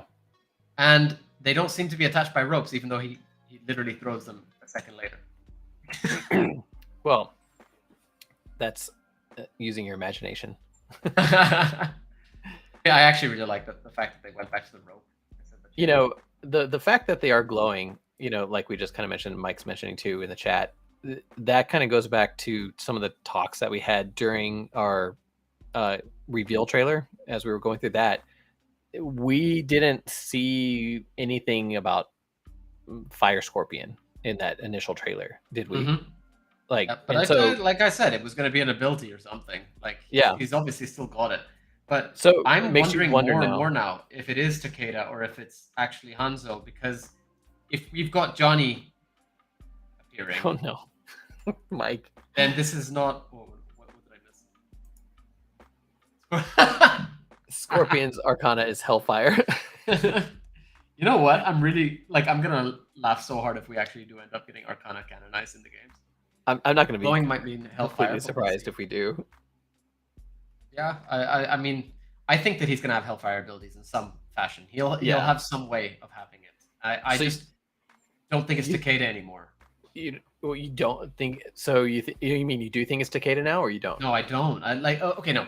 I still kind of personally, I'm hoping that it's Takeda rather than Hanzo, just because it would be an interesting spin on things, rather than Kuai Liang and everything. But we have a lot of viewers right now, so explain what you mean when you say take Takeda, because a lot of people are thinking that's Mortal Kombat X Takeda. okay, so and actually, this is now that you mentioned this is something that we haven't focused on, whether or not we can see a better angle of Scorpion's Lin Kuei emblem. So, for those who are unaware, and since Tabok's in the chat rather than on the call with us this time, the Lin Kuei, actually the best way to start, the Shiraryu, Scorpion's clan, is obviously rival clan of Sub-Zero's clan, the Lin Kuei, and the way that was formed was by an ex-Lin Kuei member who left the Lin Kuei and began the Shiraryu, and the whole point of that was to sort of antagonize the Lin Kuei with the choice of yellow attire and obviously the shift in the emblem and everything, etc. Now that founder was called Takeda, which is who Takeda, Kenshi's son, was actually named after in the previous timeline. So what we've been considering since that first reveal trailer was whether or not this is actually Takeda or Hanzo, and if that's Kuai Liang or Takeda's brother, because Scorpion in the last trailer, as far as we could tell, was wearing a Lin Kuei logo on his chest, not the Shiraryu. And that's pretty interesting. So now what I'm getting at here is whether or not this is going to be Takeda or Hanzo, purely because Johnny also exists at this point in time. And that Ed said on stage, Scorpion and Sub-Zero are brothers now. He straight up confirmed what we were all wondering. We said before, is this... careful what you show us here, Phantom. I said before,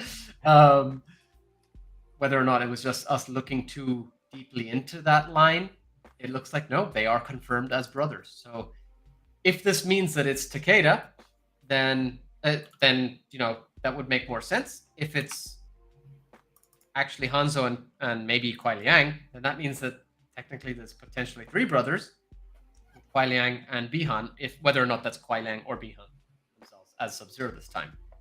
So that's the back. I'm talking about the chest. Oh no, I know. But as you were talking about, I was thinking about that. I wanted to look at this again. Yeah, you messaged me about this yesterday. Yeah, so I'm still kind of, I don't know. The question still is, what is this emblem on his back? And the X-Men, that's for sure. Do what? Not the X-Men, that's for sure. So on his back, you can see this emblem.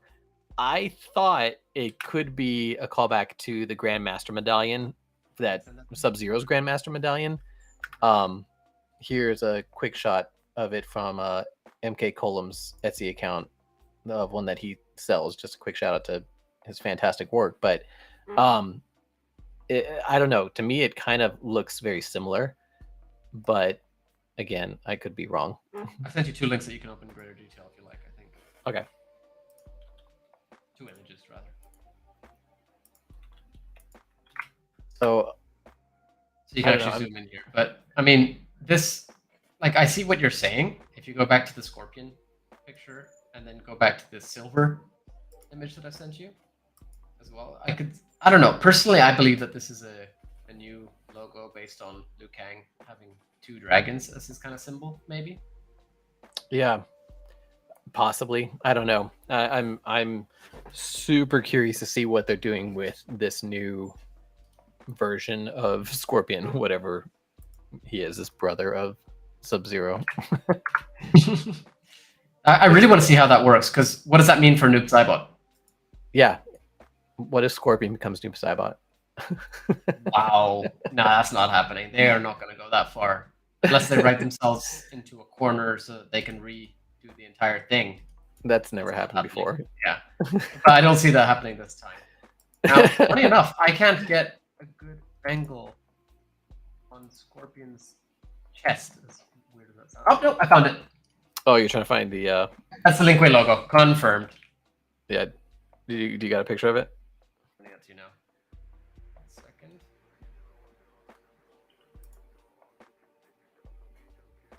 Yeah, we talked about this previously, and a lot of people were like, "No, that's not it." Like during the reveal, and everybody's saying, "Oh no, it's a Scorpion." Nope, it is definitely the Lin Kuei logo. Yeah, I feel like you had a better picture of it somewhere too, where we were. Yeah, but this is from a new trailer.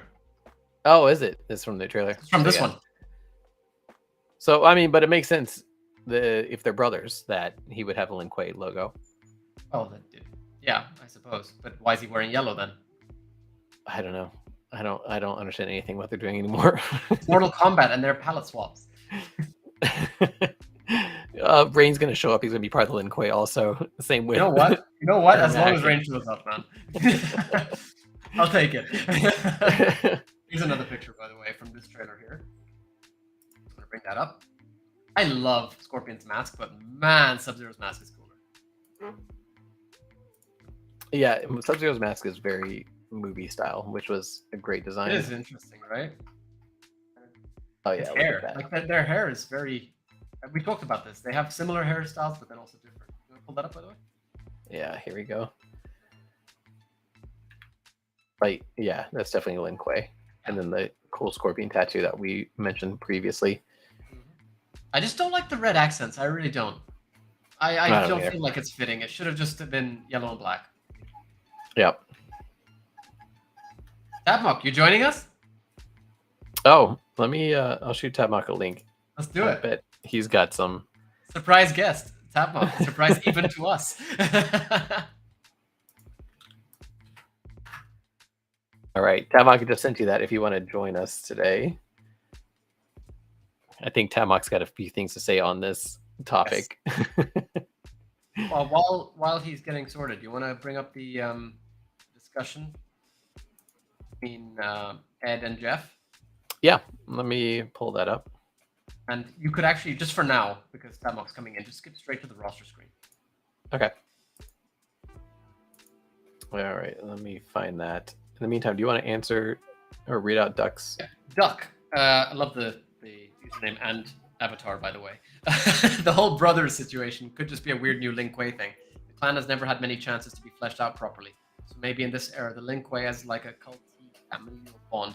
Now, firstly, I could see that being the case. It could be that they're just using the term brother to say that they are like blood brothers, kind of. Not blood brothers, but like brothers in arms, kind of. I don't agree with the fact that the Lin Kuei has not had chances to be fleshed out. I personally believe it definitely got that chance throughout the 3D era, and even sort of to an extent in MKX. But I also do see what you're saying too. So as Johnny Cage, right? Yeah. That's... Oops, sorry. I thought it was Tabmock entering. I was like, that does not sound like Tabmock. But yeah, so that's what I'm sort of getting from this. You could have a point there, but let's see how that goes. I'm hoping that they're not actually brothers. It kind of spins things a bit too weirdly for me, but we'll see how that goes. Wait, was there gameplay in this one? I don't remember that. This stuff. Yeah. Combination. Oh, I see. So you can bring them in a combo. Almost. Exactly, Okay. exactly, and Yeah, I'm just talking about the cameos. Kenshi is looking so good, man. What? Who is? Kenshi, I cannot stop. Oh, Like already at this point, he's one of my mains. I can tell you that from right now, and that's the same as back in MKX for me. I was maining Kenshi before. hey, Tabmock. Hey, Welcome, Tabmock. how we doing, guys? Oh, we are good. We are excited. How about you? Pretty good, dude. This trailer dropped today. I mean, we all knew it was coming, but man, wasn't it great? Mm-hmm. Yeah, like unexpected how good it was actually. I mean, I just absolutely loved it. From the moment that like Kung Lao was challenging Sub-Zero in the bar, and the fact that there's a TV on the screen in the background to Johnny Cage's apartment, man, every moment just blew me away. Yeah. I can't wait to do a green screen video from Johnny Cage's apartment, honestly. Now, With the are you referencing how we know for sure now that it's not in the past, which has been a big point of contention between Mortal Kombat fans? Yeah, you know what? I love the fact that it was a big point of contention. I think that was great. You know, until someone found the satellite dish and that sort of clinked it. And the fan. Yeah, and you know what? The design team, they knew what they were doing when they released the trailer like that. They did it on purpose just to get fans talking about it. They pulled a fast one on us. They did, and they did it very well. I got to give them that. They've been doing a great job with the content they've been dropping for us, in my opinion. Yeah, I absolutely loved it. And dude, by the way, I don't remember if it was on this stream with you guys, but I called it about Melina being the princess this time around and Katana being like the second in command. I think it was on the stream actually. We were I was so. I mean, it was very subtle in the initial trailer, and it was very, very out there this time. And I love the fact that they don't know what's going on with Melina. They think it's just some kind of a disease that she has. Like, yeah. So I'm curious if they're going to even, you know, like maybe they're introduced as sisters, and then later on in the story, you're like, actually, you were a clone. You know what I mean? Like, yeah. Yeah. Hey, Yeah, Headlocked Gaming is in the chat, by the way. Hey, Headlocked. I do want to give a shout out to Headlocked. Headlocked is a cool dude. What's going on? Also want to give a shout out. Amazing streams with all the Mugans and everything as well. Yeah. In fact, this background came from Mugen, and part of that is inspired by Headlocked Gaming because he's been killing it with all his Mugen clips that he's been posting. Yeah. Also wanted to shout out to Mike McDonough, who's in Florida with me. Florida is just about as hot as the armory that you see behind me. This armory was from a Mugen stage, you know, so, and Delira's artworks. So good to see you as well. Every time we do have to shout out her works. Yeah. Laura, I'm hoping to see another new work based on this trailer, maybe. Yeah. Let us know if anything's in the works there, because happy to share it. If you haven't checked out Delara's art, definitely do so. What do you think about Johnny Cage's being an art collector? I mean, you saw the African mask in the background, like exactly what we were saying. So that looked Egyptian. You've got Sento in the back as well. The fact that Kenshi is after Sento, and it's like, nah, I like stuff. Sento's mine. What if we see what is it, Darman's mask in the background of Draman's mask in the background of Johnny's apartment at some point? That would be funny. That'd be interesting. Anyways. I mean, you know, I don't know what happened with Onslaught exactly, but I remember Draman's mask was an artifact that sort of played a role in that game. So yeah, it's one of the chapters is about it, which is sad that Drama's not actually in it, just the mask. But that's what we expect. Everybody's asking for Draman. This is what we expect for treatment from the 3D era. Yeah. Yeah, that is a sad thing. Oh, speaking of, should I pull up Ed's tweet? Yes, you should. Please do. This is what I wanted to talk about as well today. Yeah, wait, you're talking MK4, right? Yes. Now, who is going to be the best one to read it in Ed's voice? Not me, because I'm dyslexic. In Ed's voice?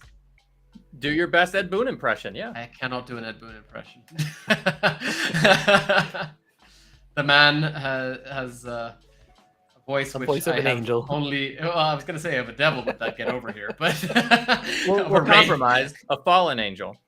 Actually, I said wraith now. I'm doing what we said we shouldn't do. A specter, not a wraith. They're different.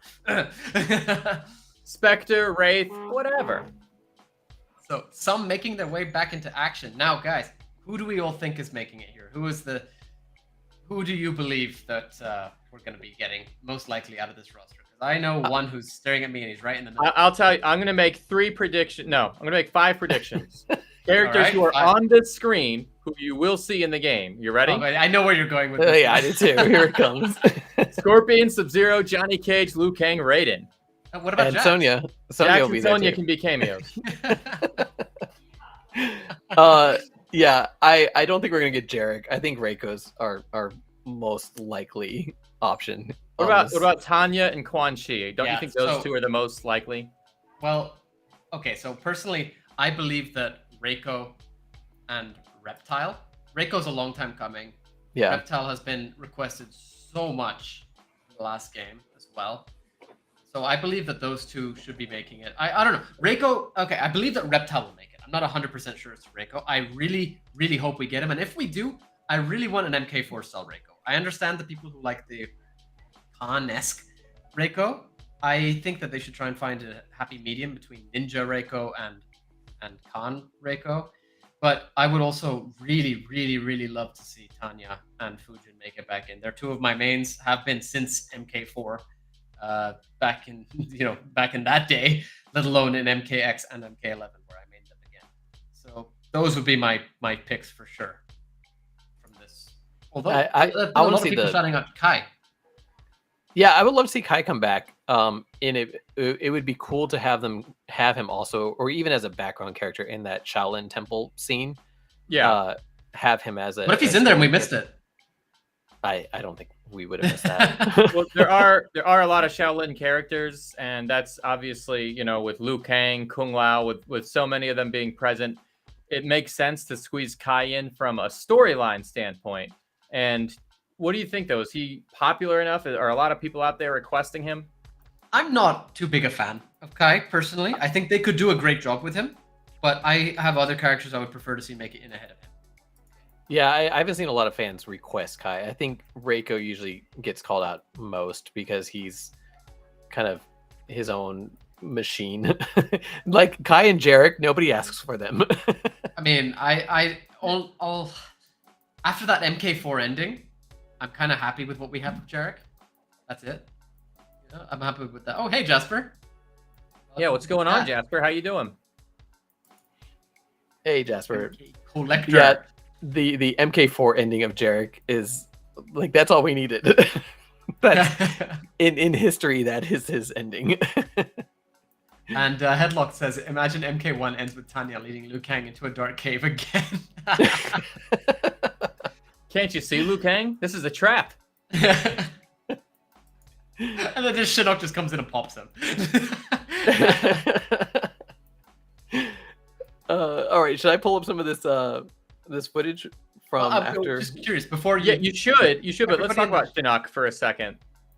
I was going to say, but while we do that, everybody in the chat, let us know who you'd like to see return from MK4. I think that I'm curious to get a gauge on like who everybody is looking forward to the most returning here. Yeah. Because obviously, we have Raiden, we have Lou, we have Scorp, we have Sub. We've seen Sonya and Jax already pop up. Johnny as well, obviously. But then what about those who have not made it in? Firstly, since this day, MK4, I guess we can say Armageddon counts. But I'm just curious to see who do you want to see return from MK4 because not everybody always talks about MK4. We always talk 3D era. Anyway, sorry. I like the idea of you remember Shinnok's head was cut off and he was like reforming in the Bone Temple, and they kind of never really went anywhere with that. It would be cool to see Shinnok returning, and because he's an elder god and because the rules of time travel are different when it comes to gods, he might actually have memories of the old timeline. Exactly. Yeah. That would Now, be really interesting. Should I open up a can of worms with that statement? Because this has been an argument within different Mortal Kombat communities. Yes, let's settle this argument once and for all. Okay, did Raiden disappear because past Raiden? Okay, Mortal Kombat 11, Dark Raiden's there, he disappears. Then they switch scenes, and we see all the past characters come into Mortal Kombat 11, including past good Raiden. Did Dark Raiden disappear because past Raiden showed up, or did Kronika just get rid of Dark Raiden and then brought in past Raiden? Kronika didn't do that. When past Raiden showed up, that got rid of Dark Raiden. Possibly. No, 100%. There's no room for discussion on that. Kronika didn't have that ability, Phantom. I know.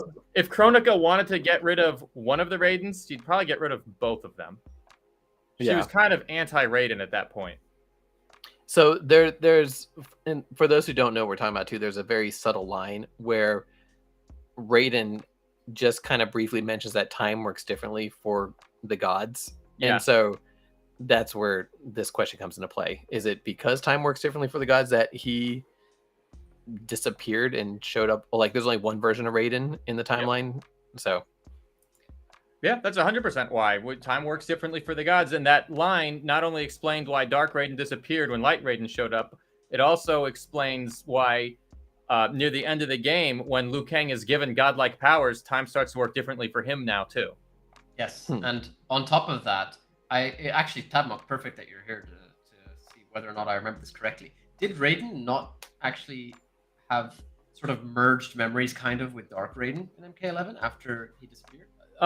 No, he didn't seem to have merged memories, although in general, Raiden does seem to have so many flashbacks of alternate timelines that he might as well have flashbacks of Dark Raiden's memories. Because I'm remembering when he realizes that this has happened before, and in that, he goes through the Dark Raiden path as well. Yeah, it's all of them. That was the 3D era version of Dark Raiden that he was recalling. Good point. Very good point. Yes. Okay. Yep. That was it. Yeah. I love settling these lore debates. Let me know if you guys have any more in the chat. Any crazy MK lore questions that we want to settle here. I just want to anything that Phantom will get wrong, please, in the chat. Hey, you I just won that last one about the dark red emerging thing. Oh, really? Did you? The memories. Chronica got rid of him. Okay, so wait, now, okay, under these set of rules within the Mortal Kombat universe, will we get Shinnok? Will we get Centrum complete? And will we get Chronica? Like, are these characters Centrum, coming back? wait, let me just get my vitamins 1 second. So talk about Cetrion, everybody. Are we going to get these characters, or because I mean, they exist outside of the timeline in a way, and they're eternal to a point. So yeah. Or what you have to remember when you're talking about what this means for the future implications of, and sequels and MK1 or beyond, what you got to remember is it's whatever the writers feel like doing at that time. Yeah. If they want to explain that Shinnok is back because he existed in the old timeline and he put himself in a pocket universe and remained there until this moment, then that's what they do. If they want to say it's a new Shinnok and he's got no memories of the old timelines, then they'll go that way. Whatever they feel like doing. If they want to bring us Shang Tsung controlling the hourglass, they can in Mortal Kombat 2. Clearly, yeah, I'm curious about what's going to happen with the next game after. I know we're still waiting for MK1, but what's going to happen with MK13? Is it going to be MK13 or is it going to be MK2? It's really funny because if you think about the title, right? Like 12 o'clock, that's the beginning of the new day, right? On any clock, anytime it gets to 12, that's actually the new beginning, not 1. Really interesting. Yeah, we actually talked about this at length because I remember all the clock memes. It's skipping 12 and it's going straight to 1, but in reality, it's still a new day. And Ed Boon saying tick tock, and people are like, oh, that symbolizes a ticking clock, but it also symbolizes Mortal Kombat registering a TikTok account. Which they did. Yes. And for the record, they actually stole, I say stole with quotation marks. Oh, yeah. They stole, and I get to attribute this one to Phantom because he's actually been making some good news for you guys lately. They stole, quote unquote, again, his meme. I feel like I need to share it. Yeah, you need to share. You share ours, not Let's theirs. pull it up. Well, I'll pull up both. No, you pull up ours. But on this, enough attention. Before we do it, on this post with Ed Boon, Outworld was actually the original poster who made this MK4 character select screen. Like he posted on his Twitter, and Ed Boon used that one for this tweet. Oh, really?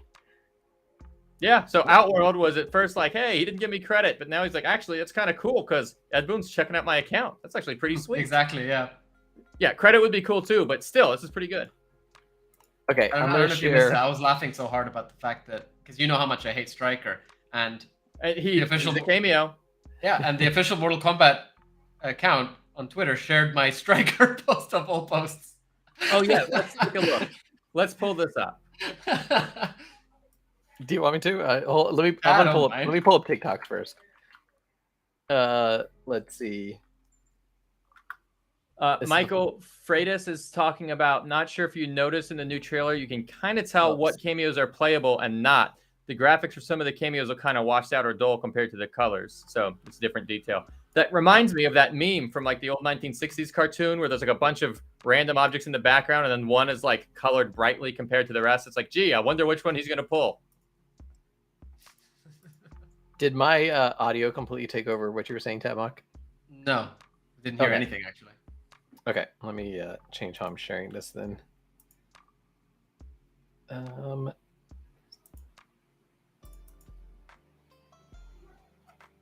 Sorry, guys. I'll have this up in just a second. I'm checking out Edwin's Twitter account right now while you're doing this.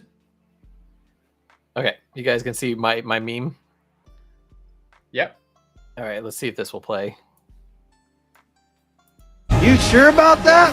Constant remain. You sure about that? You sure about that? You sure about? It's the stomp that makes it for me. It's the stomp. All right, so that's the one that we made, and then like a few days afterwards, we got this one from Mortal Kombat's official TikTok page. Time to wake up to a new reality, to a blank canvas that I have painted in with warmth and peace. You sure about that?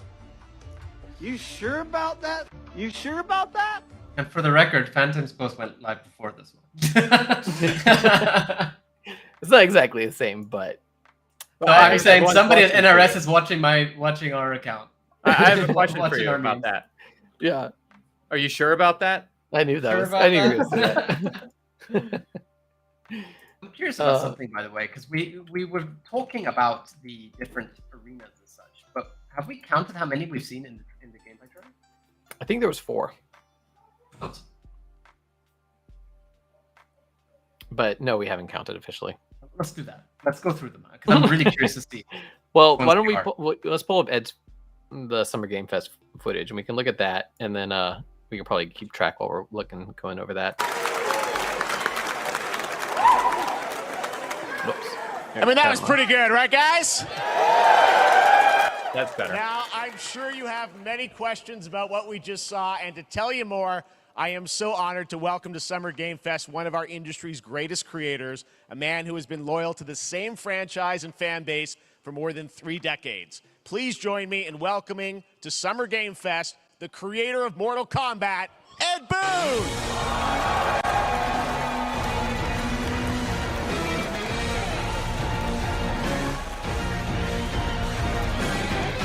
That music. No, Jinx. They love you. All right. Well, Ed, first of all, thank you for that incredible world premiere. We got to see all of the gameplay of MK1, and everyone just wants to know more about this because, first of all, this is it's MK1, right? It went from 11 to 1. So tell us about this. Is it a new timeline? Yeah.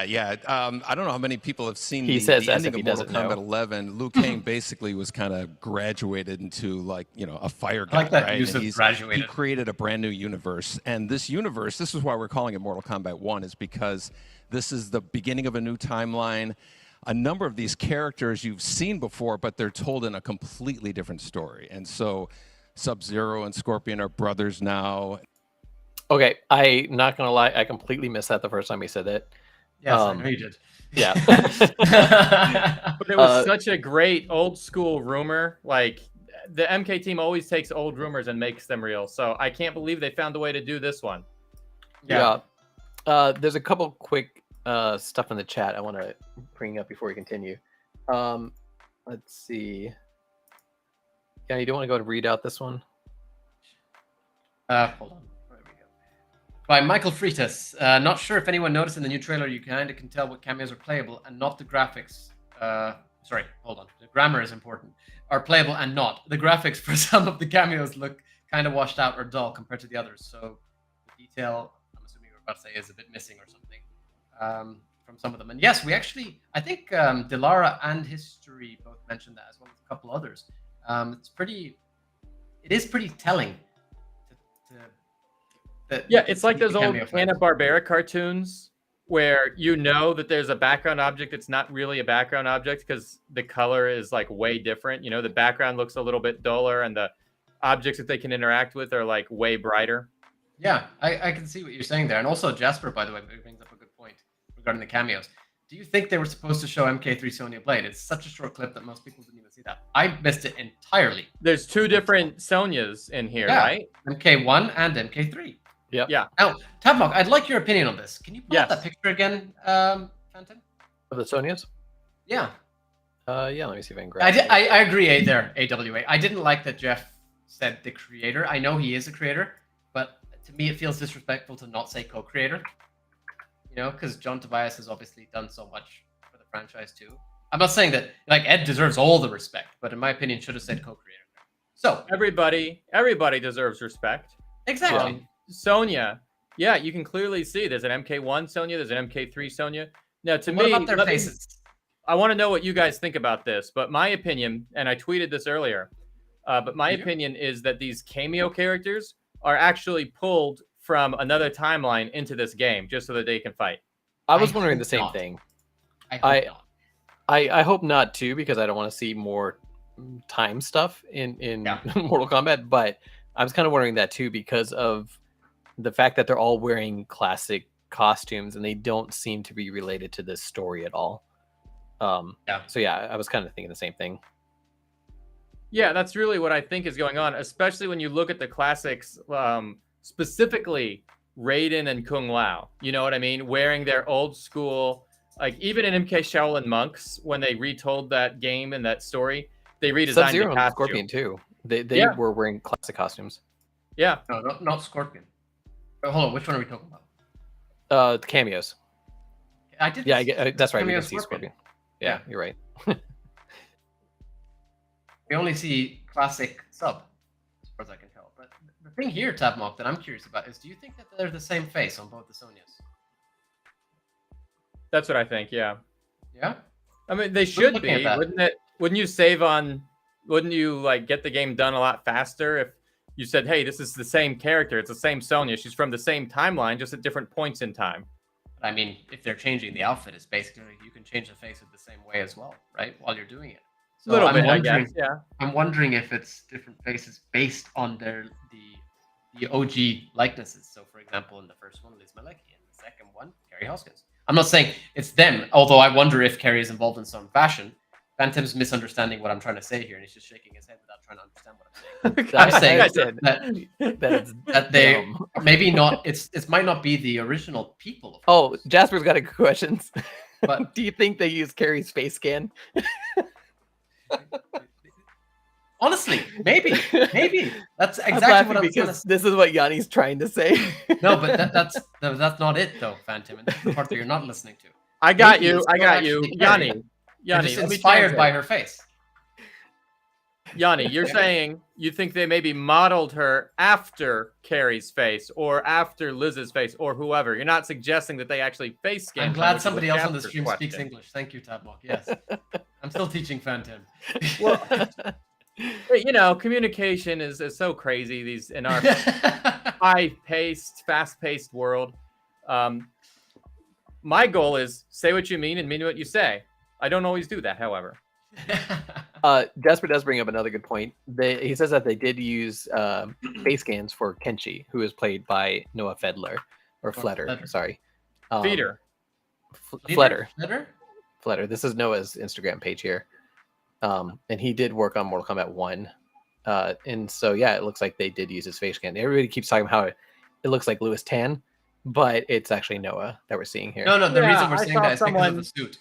I saw someone saying earlier that they hope Cole Young is in this game. I wanted to strangle him. I didn't think it was a suit. I thought, I mean, his facial structure looks very similar. Very similar facial structure too. You're right. Yeah. Yeah. Well, you know, there's like 7 billion people in the world. Not all of them can be original. Is that a dig at Cole Young? Wow. My favorite meme still is that Cole Young, Cole Old meme that's out there somewhere. Yeah. Coleslaw.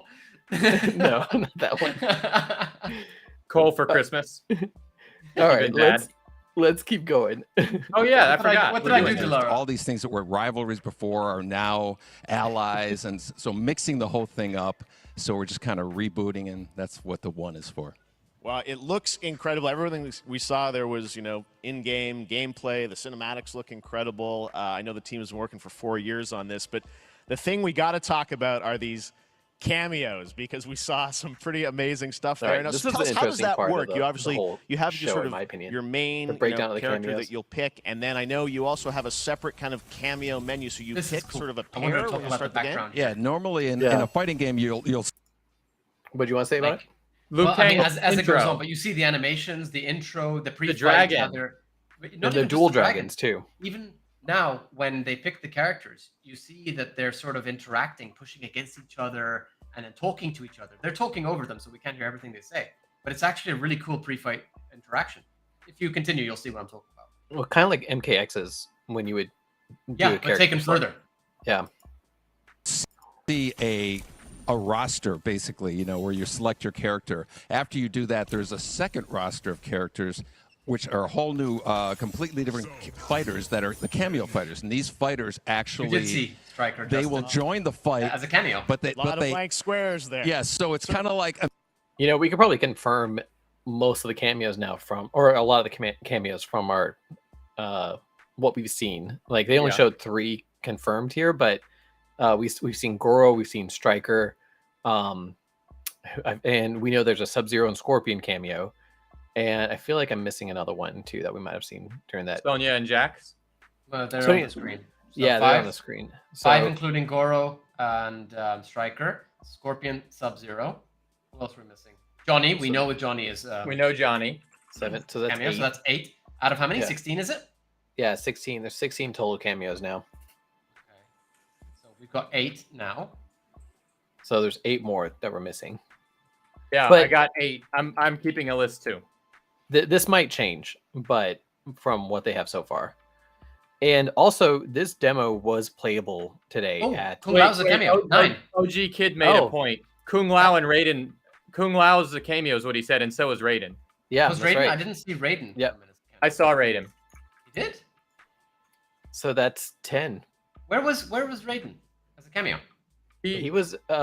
Remember when? I don't remember, but I think Tamok's right. I think it was during one of the gameplays towards the I end. don't remember that.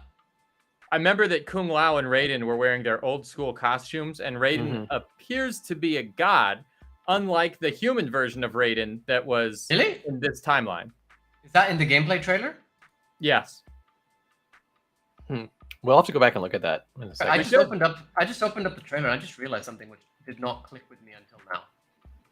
Hold on, I'm sending that over to you, Francis, for you to pull up. 1 second. You got a picture for me? Yes. Is it a Scorpion? No, it is not.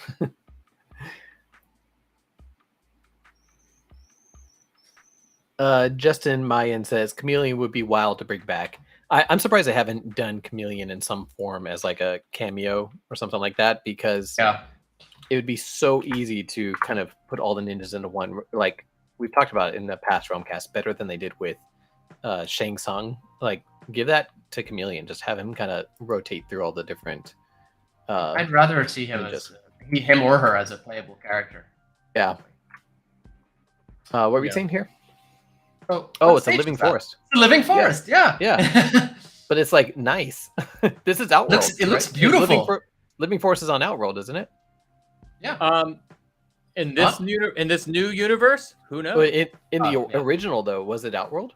It was. However, there was an old school comic in the Malibu series, the Katana and Melina issue, that showed that the living forest used to be the laughing forest. So it used to be a place of tranquility and beauty before Shao Kahn corrupted it.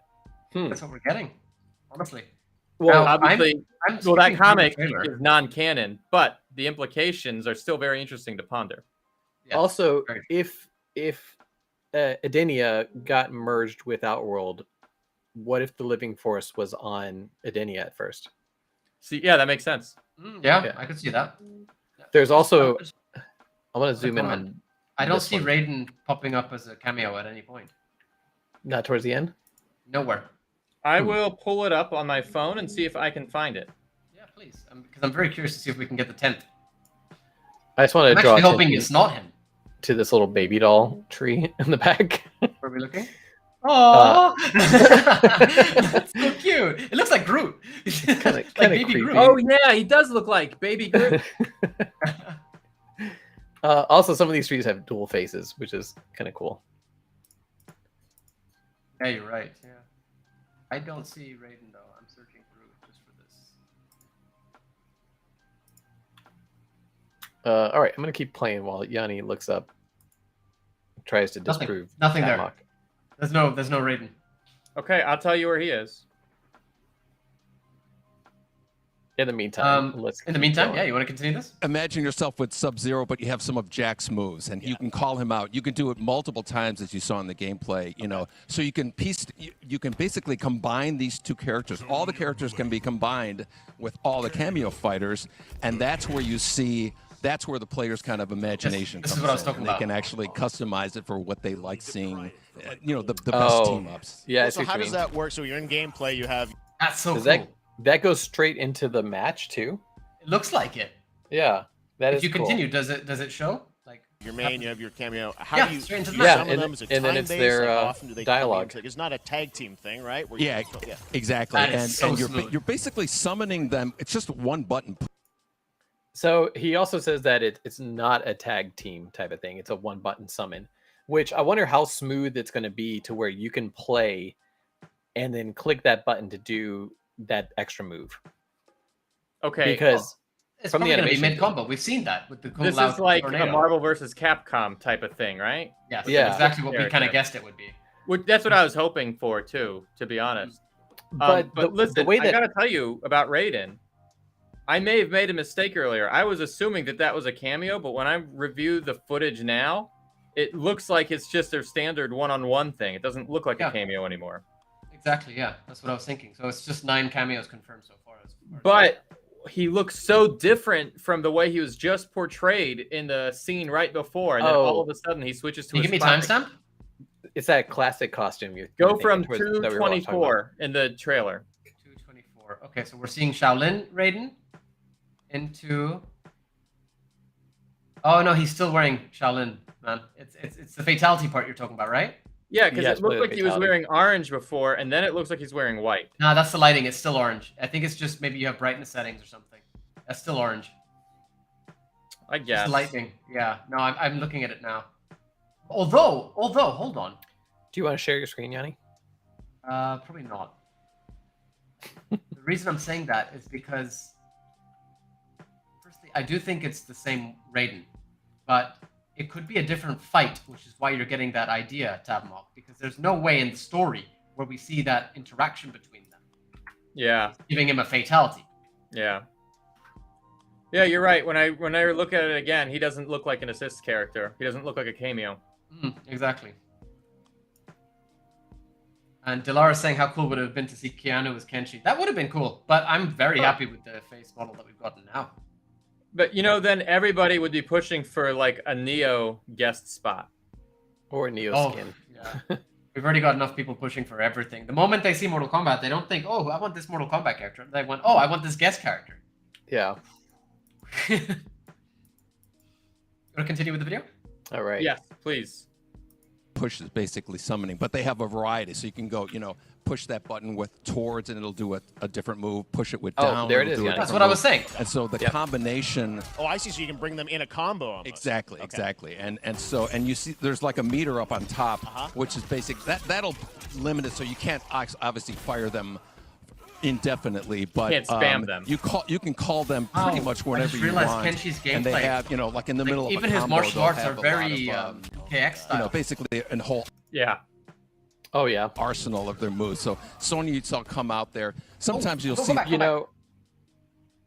something else he mentioned is we mentioned it's kind of like Capcom versus Street Fighter style, but the way that they're describing this is that these are incorporated move sets. The Capcom versus Street Fighter stuff was almost like to my memory of it, because I don't play a lot of Capcom or Street Fighter games, but it was almost like there was a break in the game when it would happen. But here it seems like you're using it and it gives you that additional move as you're doing yourself. So that's how you can incorporate it into combos. Does that make sense what I'm saying? Yeah, I get you. I was kind of hoping for and still expecting kind of a sort of take on MK9's thing where you did a little bit of a combo with them and it would work. But one thing that's interesting here, which you're not seeming to get yet, press back once. And then press play. Watch what happens. A different now. move. Push it with down. It'll do a different move. And so the combination. Oh, I see. So you can bring them in. Him coming in for the throw. Exactly. And you see there's like a meter up on top, which is there's an armored attack there. Then you've got Sonya coming in to continue the pop-up combo. Indefinitely, but got a wake up attack there. You can call them pretty much whenever you want, and they have like in the middle of a combo. There's a reason I'm going here. There's all these different mechanics. Basically, right now. Sonya continuing the combo. So Sonya Utah come breaker out there. Sometimes you'll see them appear to. You're right. So much in just that little clip. Look, another break. Come out, and then obviously as you. That's a really good gameplay analysis. Yeah. Oh, thank you. So I thought I was talking about the clip, but thank you. That's very good clip play analysis. Yeah, Ed mentioned that we were going to see breakers on this, and we haven't really pointed out the fact that we just saw it. What's interesting about that is that it doesn't seem to take the meter from the bottom. So unless this is a practice mode, which I don't believe it is, it's using something else. It could be using your Cameo meter? Well, I looked at that too, and it doesn't seem to. Interesting. Oh, It's got to just take looking it at from somewhere. now. Hold on. Maybe I could be wrong here. 1 second. It pulls out of the screen when you're watching this fight. You know what I mean? So I'm trying to watch the breaker here. I'm looking at the full meter. Nothing seems to disappear from Sub-Zero or Kenchi's circle around. The R1 circle around their Cameo fighters. And they don't seem to lose any spots from their super meter either. So I wonder if this is just a specific. Oh, hold on. There's a. I'm completely blind. Oh my god. There's a fourth bar which I haven't even commented on at the top. No, not the Cameo bar. A different one. No. So go back. Okay. Perfect. Actually, back a little bit more. Sorry, now that I say that. And there's a fifth bar. There's the bar that they're fighting in. Hey. So we've got health bar. We've got Cameo bar R1.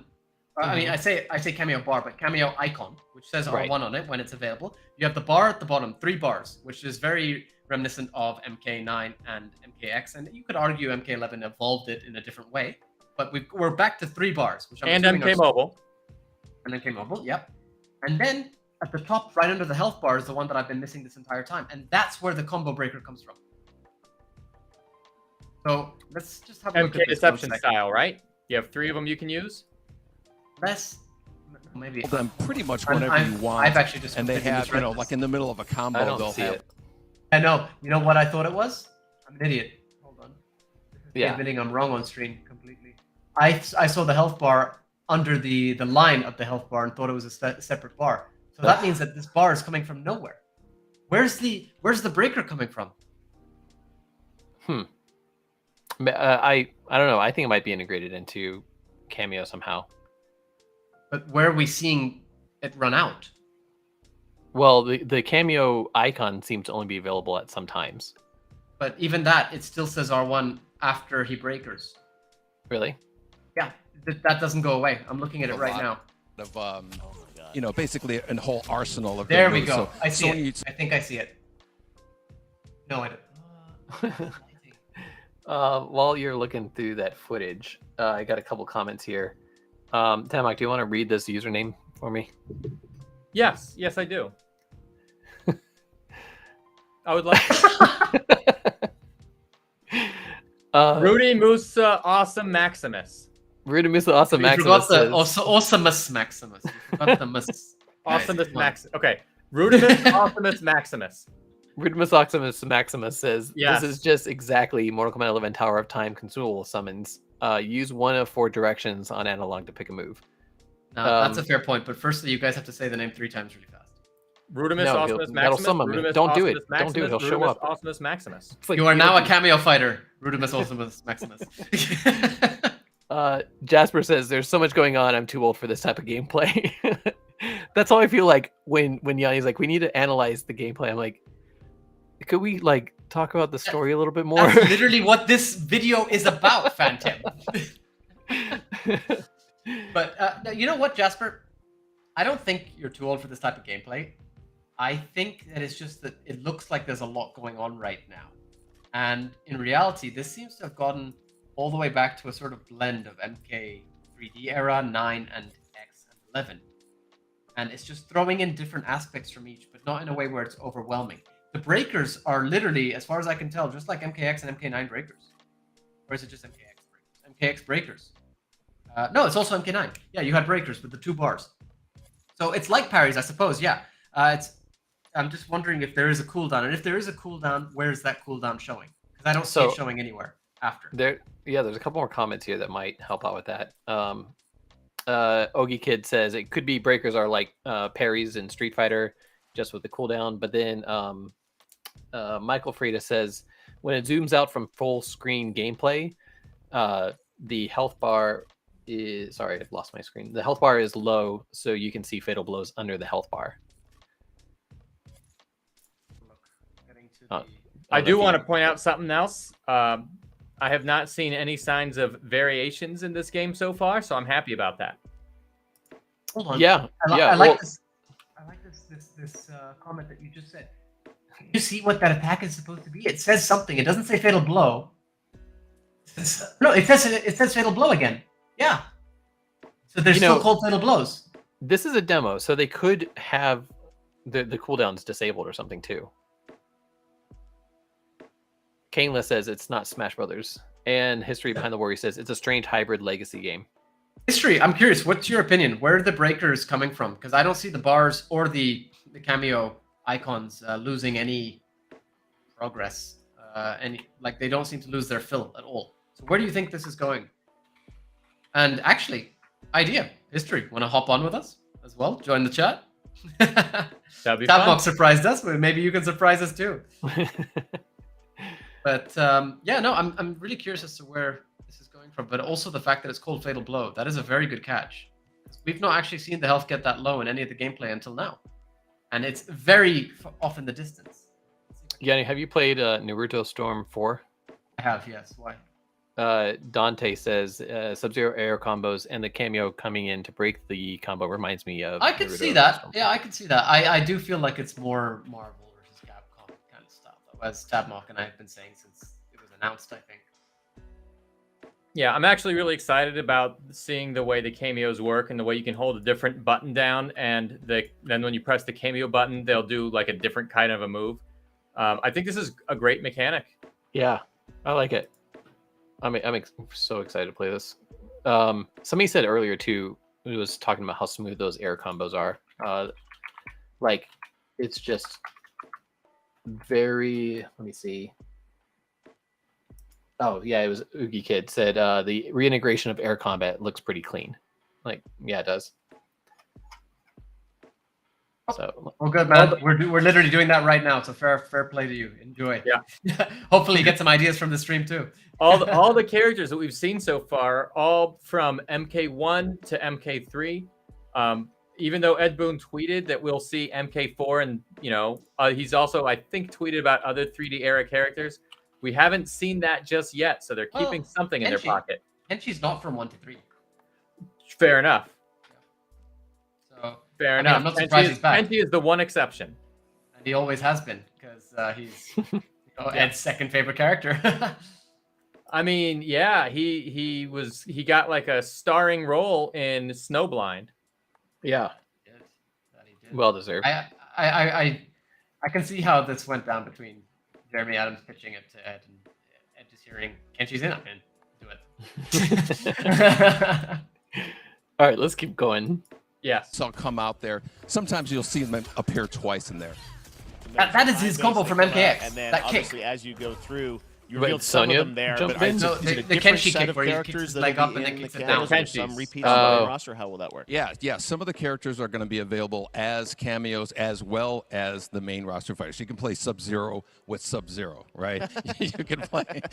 You can same makes thing no with sense, Scorpion. Ed. But a lot of our How can you have two from another Sub-Zeros? timeline? kind of like Come on. nods back to our first. We got mirror So matches. You'll notice Sonya, Yeah. Kano, and Jax are in their kind of older costumes.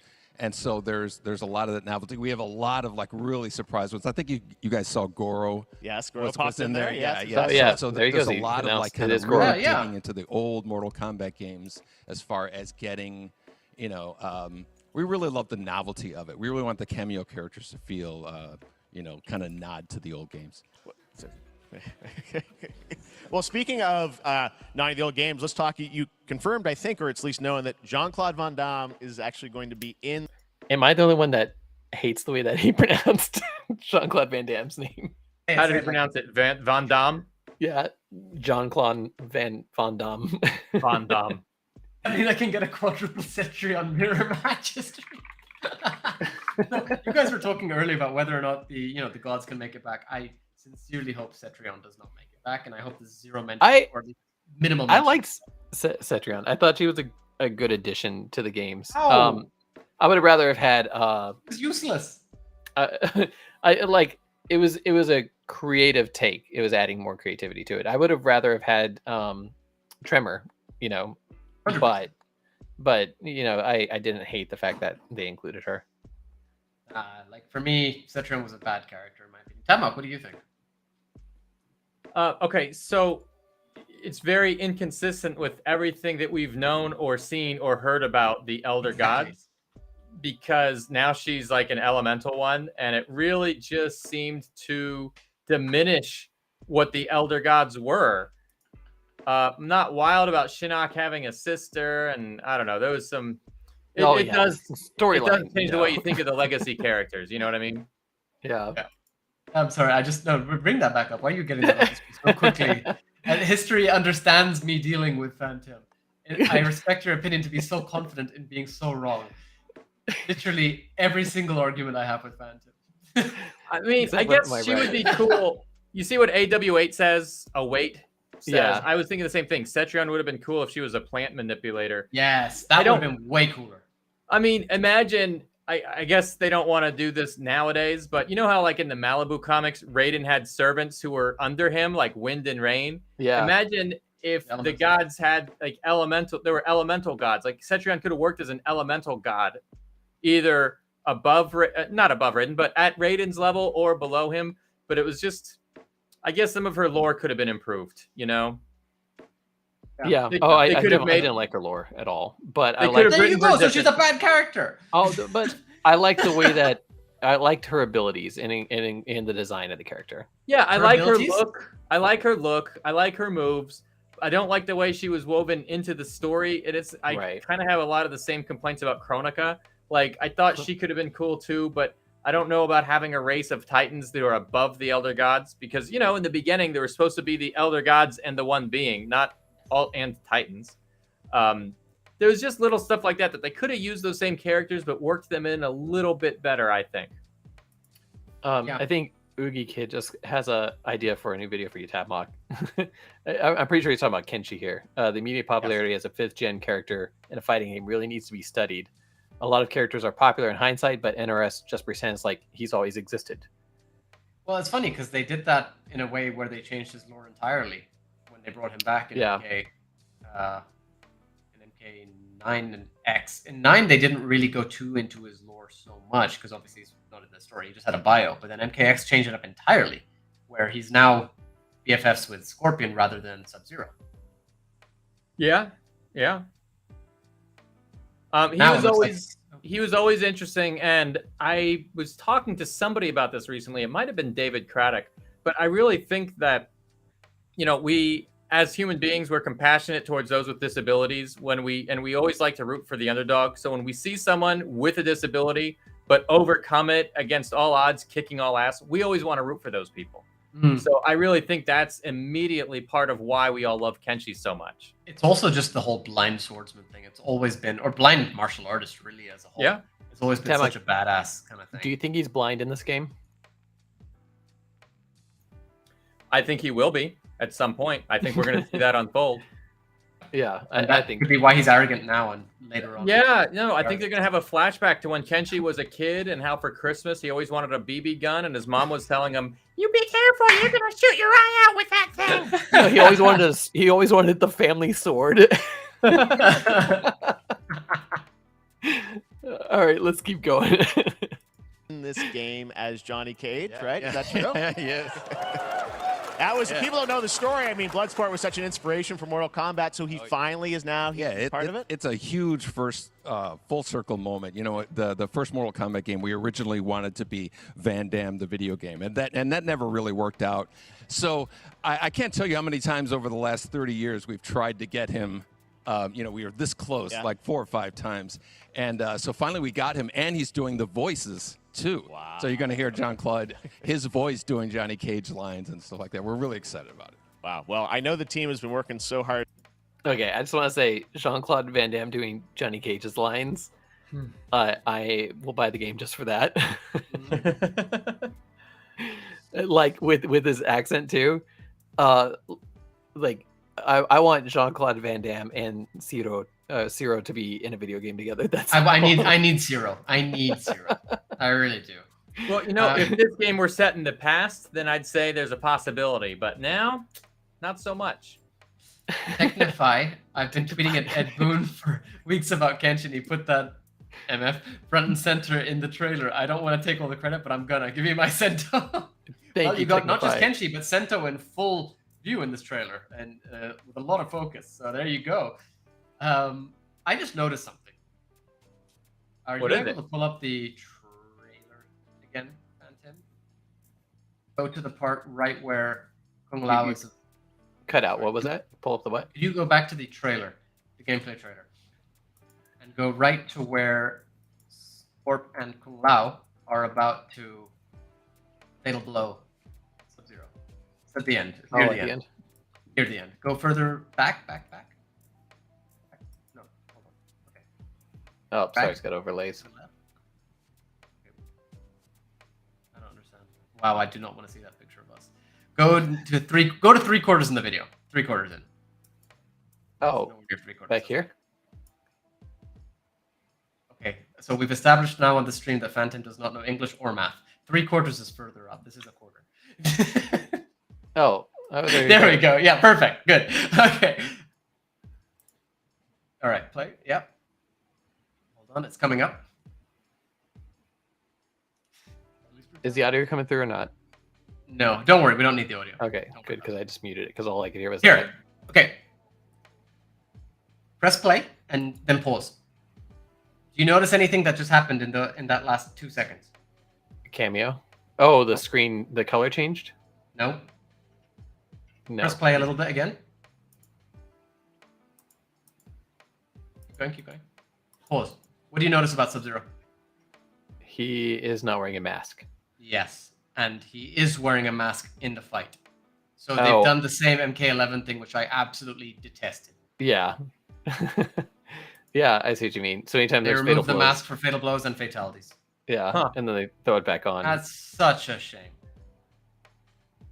That's actually really disappointing. No, that was a really good observation, though. Maybe he gets knocked off. No, it like no, if you it go was- back. it was You'll, just you'll like look now. it See, cut he's wearing a away. mask. Yeah. It just disappears. Yeah. That's a shame. OG Kid. It'd be hilarious to see Zero and Keanu in the same game since Daniel Bernhardt and Keanu have basically been best friends since Matrix Reloaded. Yeah, wouldn't that be great? That would be amazing. I really just want to see Zero. Daniel Bernhardt talked about that a bit in He'd do it as well. He said he'd love to. Yeah. All right, should I keep going? Yeah. Sure. Yeah. In Chicago to build this through COVID, and it's coming out in September, so we don't have to wait long, right? That's right. With this. Okay, wait. He said that they were working on it in Chicago throughout. That which shall not be named on this channel because. Well, we can say it now. I'm pretty sure. Oh, I guess. Okay. Well, they said they were working on it through COVID, but Combo Breaker is when they were announcing Mortal Kombat 11, and that got canceled because of COVID. That was like the very start of COVID. So it sounds like they basically just started working on this game immediately after 11 came out, or 11 was That's what it announced. seems like because I'm pretty sure it's been said somewhere that they've been working. So MK11 came out in April of 2019. 2019, yeah. And the first known case of COVID that in the US at least was January of 2020. So yeah, that basically would be within a year. Oh, sorry, it wasn't Combo Breaker. Final Combat is what I'm thinking. When Right. Yeah. Right. Final But Combat. yes, so they and now here we are, 4 or 5 years later, and we're finally getting this game. Like that's I mean, it's just interesting to me because I was always commenting about how they seem to have dropped support for MK11, and they kept talking about how it's the longest supported game, but they are literally proving to us that they did not work on it that long. In fact, they have just outed themselves as not having done that by straight up saying we've been working on this for 4 years. 4 years now, 2019. So basically, once MK11 dropped, you basically dropped it for MK1. Well, no, because they still released stuff for MK11 even after 2019. But when did they stop? When was the last content we got for it? And that's the thing that I like. Okay, so you want to know when was the last MK11 patch? I feel like we need Evil Star Legacy's content infograph again. Oh gosh, I wish I knew where that was. I can get it off him right now. I think the final patch was December of 2022, wasn't it? Final patch? Oh, history just gave us a confirmation. Can confirm they immediately started on Aftermath the day after 11's release. Yep. And then once we got Aftermath, we got the following content pack was the Rain Melina Rambo. Is that correct? And that was the last thing we got. And that was 2020, was it not? Oh, I was just thinking about the last update patch. I wasn't thinking about when the last character was. No. See, update patches, I'm sorry, but to that extent, the way that they patched it, I won't give them that. Especially with how they balanced it. But I guess they're still working on patches for MK11, even as they're working on MK1. So they were doing both concurrently. Yeah, no, but my point is they were talking about how MK11 was the longest supported game, but in reality, the support they actually gave us, at least in terms of content, dried up with the Rain Melina pack, and that was very, very spaced out between Aftermath. And then after that, it was just balance patches, which in reality also did not really do much at all. If anything, messed up the servers for certain regions as well, including my own, Okay. which really sucked. But that's why I'm saying, like, I feel like they kind of just admitted to dropping MK11 very early on. Which, I mean, with how MK1's looking, cool, that worked out great. But it wasn't fun at the time. All right, I'm going to keep playing here. If we can get Evil Star Legacy's... I pinged him. We'll bring that up if he sends it over. This has been a very difficult secret to keep over the last 4 years, and so but we could not be more excited. So they got Jean-Claude Van Damme 4 years ago on it, and throughout the summer we're going to be showing a lot more content, a lot more characters, a lot more cameo characters. So there's a lot of reveals that are coming up. Amazing. Well, Ed, thank you so much for giving us by the way. What was that? Technify. Technify, you actually said something. Something that I haven't seen get talked about enough is the next-gen rendering. In the select screen, the characters clashing, we go into the fight in real time, no loading screen or anything. So seamless and so indicative of NRS as the greatest innovators of the genre. We actually did talk about that. We focused on that. We were saying how the pre-fight dialogue leads directly into the fight and how that's actually pretty crazy. They're definitely making use of the next gen in that sense. And, you're right. Like it's crazy to see considering how far we've come. And it's not easy to pull that off. There's a lot of tricks involved in kind of disguising the loading time, and putting some content up immediately while it's still loading the background, other stuff. Yeah. Also, History makes a very good comment on what I was saying. Despite the small team, it's quite common for the team to be split in half to bounce between the games. So QA could have been doing the patches for 11, whilst the design team did concept art for 1. Very true as well. That's a fair point. Yep, I could see that being the case.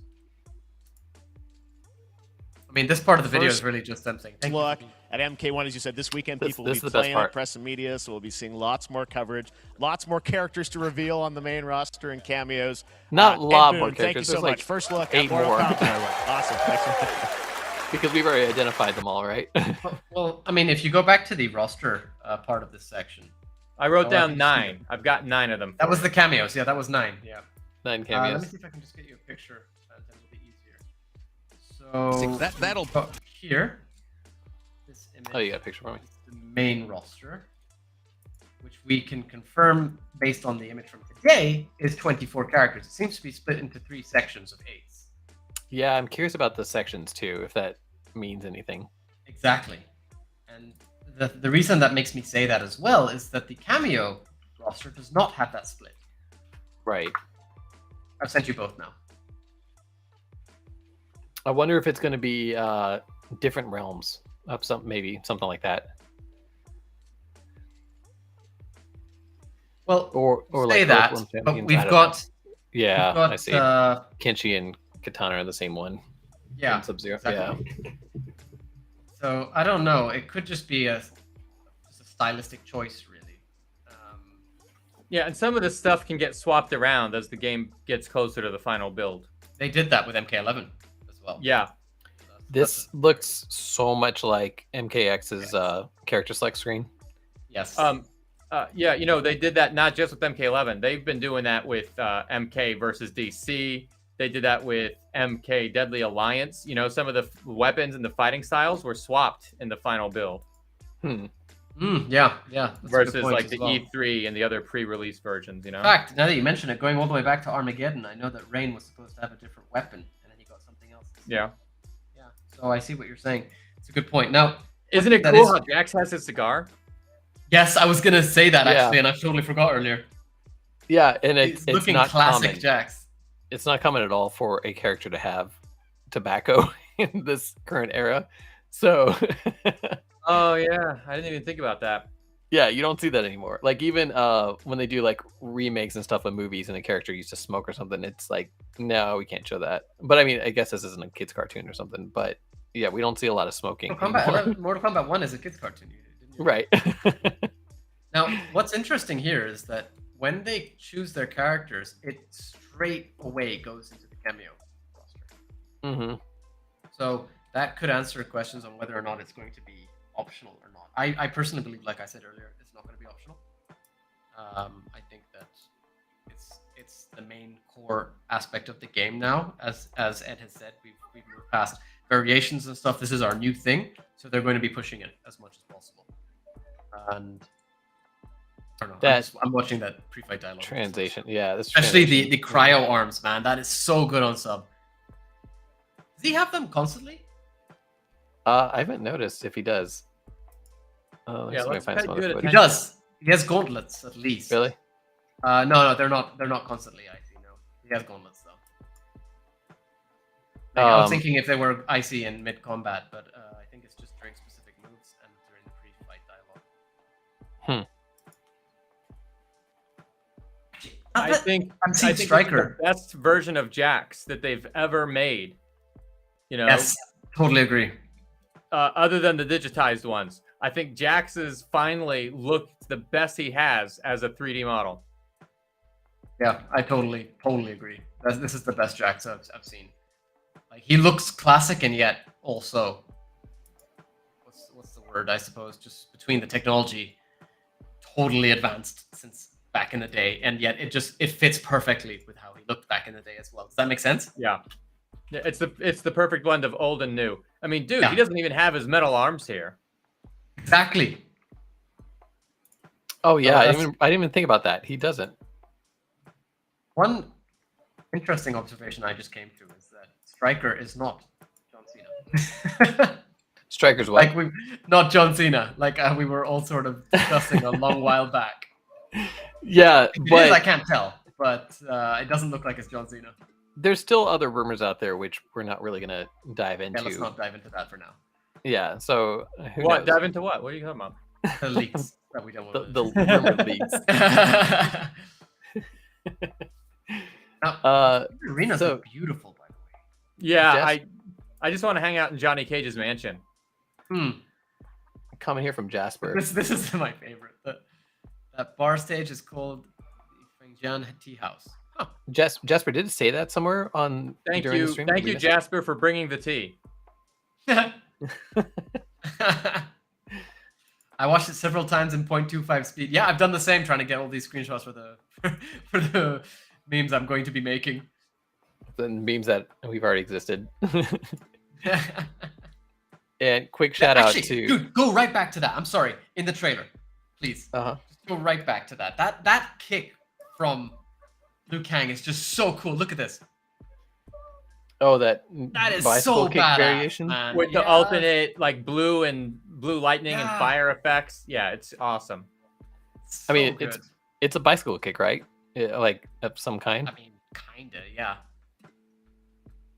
Yeah, that might be. I don't know what the official name is that they're gonna give that kick, but I agree with you. It's an amazing one. His animations look really, really cool in this. And that animation just there from Raiden, by the way, was straight out of MK11. Yeah. How he does the lightning around him. I mean, you recognize the arm movement. It's very familiar if you used to play Raiden a lot. Yeah, and there as well, where that was MKX actually. What I just saw, where he sort of like does the lightning to the side. Sorry, Phantom, you wanted to give a shout out to somebody. Oh, actually, to you and Tabmon both. You were mentioning the memes that you've been working on. So if you guys aren't following Tabmock and Mortal Kombat Meme Realm, make sure to do that, especially on Instagram, where like just the two of them have pages of these video and photo memes all over the place, which are awesome. So Mortal Kombat Meme Realm and Tapmock99 on Instagram. Be sure to check them out. And it's my turn to say something nice for once. Phantom also deserves a shout out because every time I have an idea for a video meme, which I cannot do because I suck at editing, I make him do it. Yeah, and he's kind enough to say yes. I complained the whole time, so No, I think you guys are both great. I mean, look, I made one of those memes one time with Sonya from MK Annihilation, and you came up with an even better one. I just tweaked it. We're all inspired by each other, aren't we? Zaldivar, anybody else thought Goro was Durak, his brother first? I thought it was Goro immediately. I wasn't sure. I don't think they're gonna have Durak. I would love to have had Durak. That would have been so much cooler to me than Goro. I'm sorry, I mean, love Goro, but if Goro was a main character, like main roster character, then Durak could have been cool as a cameo. But I think if he's not making main, then it makes more sense to have Goro as the cameo. Although I would have liked to see Kintaro, honestly. I just want to point out something real quick. We've kind of made fun of the Arcanas and stuff like that, but have you noticed the new tagline? It's in our blood. Yeah. So, yes, superpowers are passed on genetically. That's been established as canon. Yeah, true. Okay. I'll give you that. That's true. Malator has a good comment, and I did notice this earlier when I mentioned the hammer. I like how Sub uses an ice skull and spine like a flail. It's actually interesting seeing all the ways that they come up with Sub-Zero to use his ice ability. That reminds me of the opening for MK Shaolin Monks, where Sub-Zero rips out the head of a masked guard and then turns around and smacks somebody with it. Yeah. That is still one of the best cinematics we've ever had in Mortal Kombat. Yeah, and the trailer restarted, and I just love the dive. I love the kick. I guess you could say they're in a dive bar. Okay, it's a tea house. Jasper saying what we were saying earlier. They are saying Kenshi is Yakuza because of the tattoos on his hands. Yeah, that's kind of what we were getting at too, actually. Yeah, and Phantom had a good observation on that. So in Japan, Yakuza do not have tattoos anywhere that are visible, because tattoos are very taboo in Japan, and anybody who has a tattoo is associated Yakuza. So you can't, if you have it as a Westerner, if you go to Japan and you want to go to like a swimming pool, a public pool, or anything like that, or a gym even, you'll get kicked out if you have tattoos. And so what the Yakuza usually do is they won't get, if you look at Yakuza tattoos, they're always cut off at like their wrists, or even like where the shirt, if your shirt's opened up, they have it on both sides there so they can open up their shirt without their tattoos being shown. So the fact that no, I'm not doing that. So the fact that has Yakuza tattoos confirmed. The fact that Kenshi has Yakuza tattoos on his hands is not very Yakuza-like. You know what I mean? It's like, it doesn't make a lot of sense. But we could just all be associating it with Yakuza, and it could just be that he's just that kind of guy who has the tattoos. I think it's probably Yakuza related. It's cool looking. It's great design, but yeah. Would Liu Kang be kicked out with his Fire God tattoos? Yeah, Fire God tattoos. But I do have a feeling that Liu Kang could just snap his fingers and make his tattoos go away anytime he wanted. He can make them glow, can't he? You could burn them away. He could burn them out. He could do time travel shenanigans to make it so he never got tattoos in the first place. Ogie Kid has a good comment. Is Kenshi perhaps a member of the new leader of the Black Dragon? That would be crazy. I could. That would be interesting if it was Red Dragon, actually. Well, you cannot. What about the drift? You cannot leave the Black Dragon clan. Once you're a member, you're always a member. Once you go black, you never go back.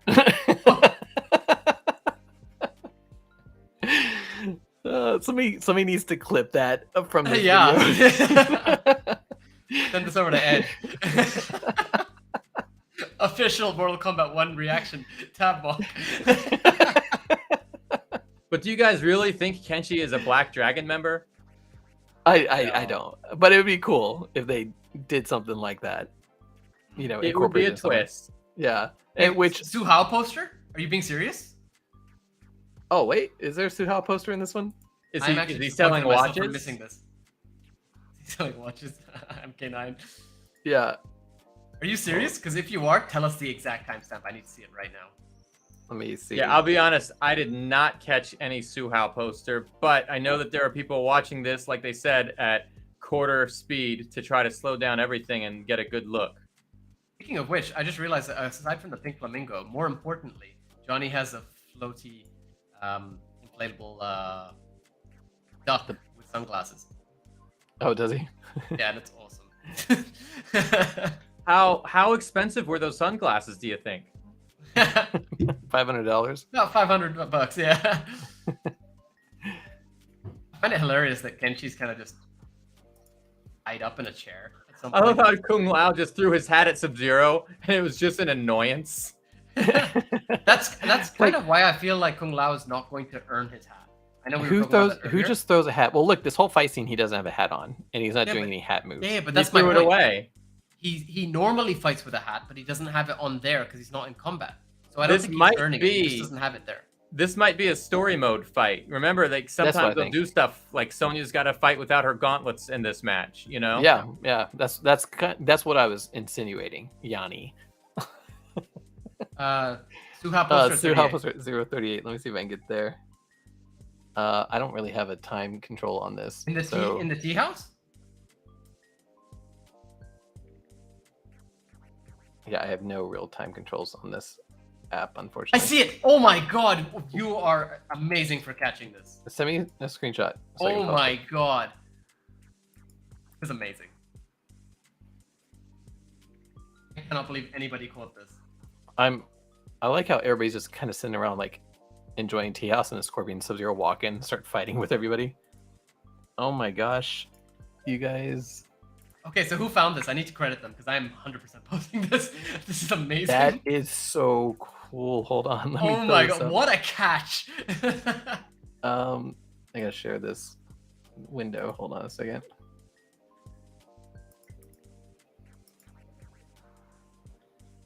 Okay, so yeah. Oh, There- wow. What a catch! What a catch!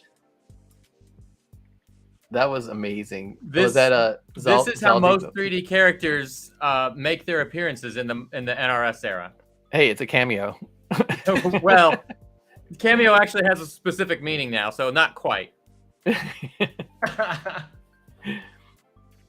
This is amazing. I cannot. Oh. I'm so glad that the stream went on this long just so that we could find this out. This is beautiful. Pedro, and Zaldivar. Thank you. Zaldivar says he thinks it came from Chrome, but Oh. that's another streamer.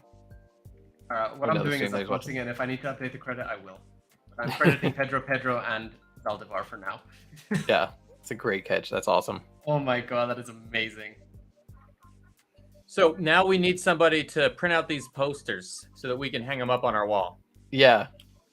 I need a. I wonder if the kanji is Suhao also. Another cast? Oh, was it? That's cool. Ogie Kid says, I wonder if the bladeless hat is a fun nod to Mortal Kombat Legacy Kung Lao. I think it's more kind of like origin story hat. Because we see him throw the circular thing, so I think they probably just incorporate that in the next part of the next chapter. What if this means he's actually playable? What if he's part of the story? Suhao's cameo is confirmed. Hey, Oh my it's God. still better than a Cole Young cameo. Still better you than know? Jackie. Yeah. Oh my god.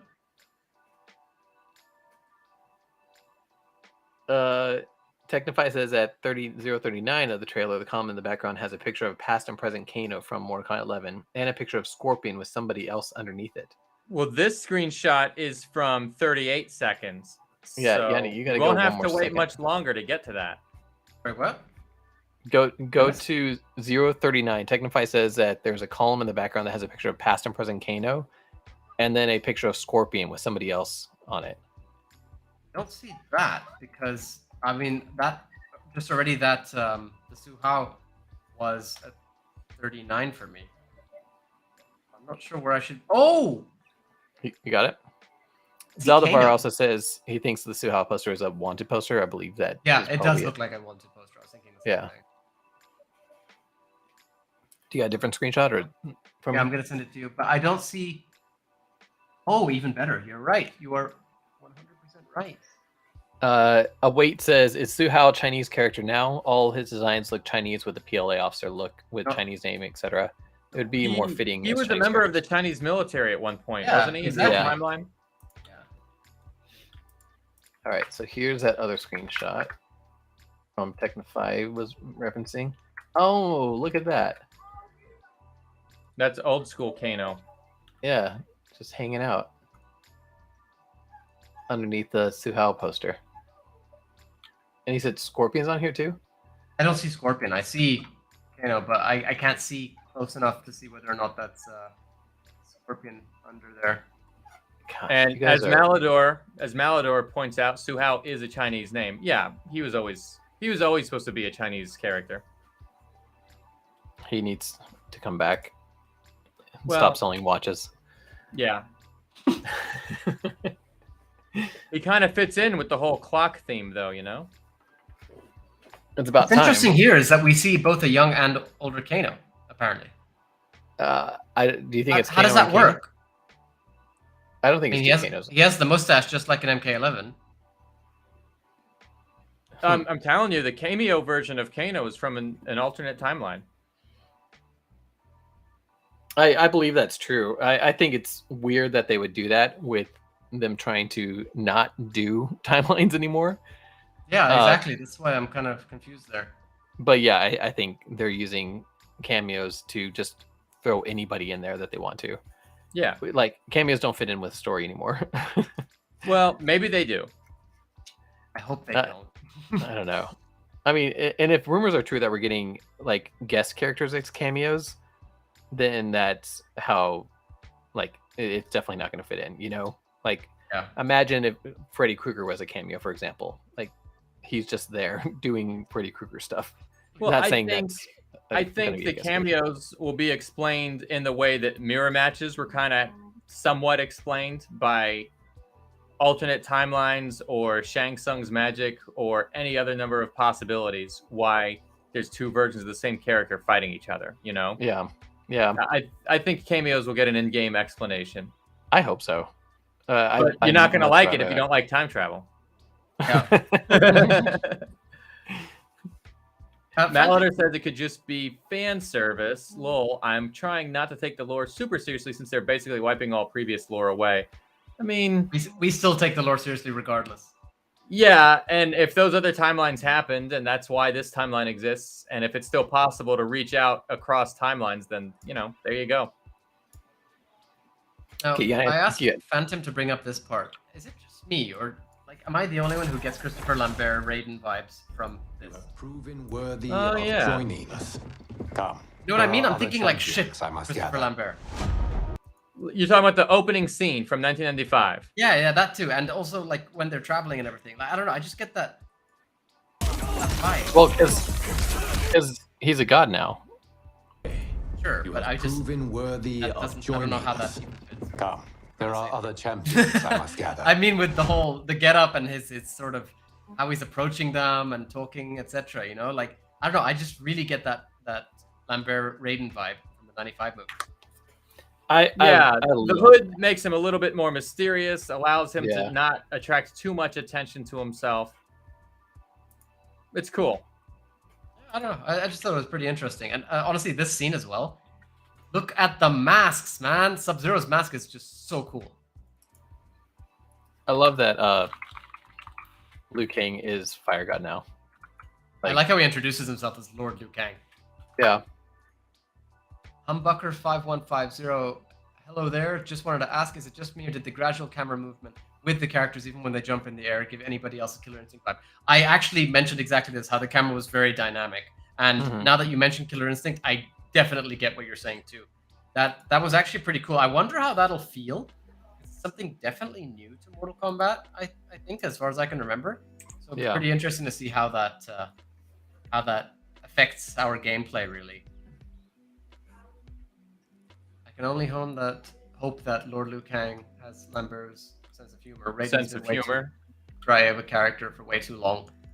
I kind of Been think he quite does. serious. Because the way he kind of laughs after he like, we got to go find other people. Also, this trailer really gets rid of that fan theory that Raiden's going to be a bad, or that Liu Kang is going to be a bad guy. Does it? I think so because Well, anything can though. yeah, true. It's clearly early. What? Yeah, this what is if- this is the setting the tone for the beginning part.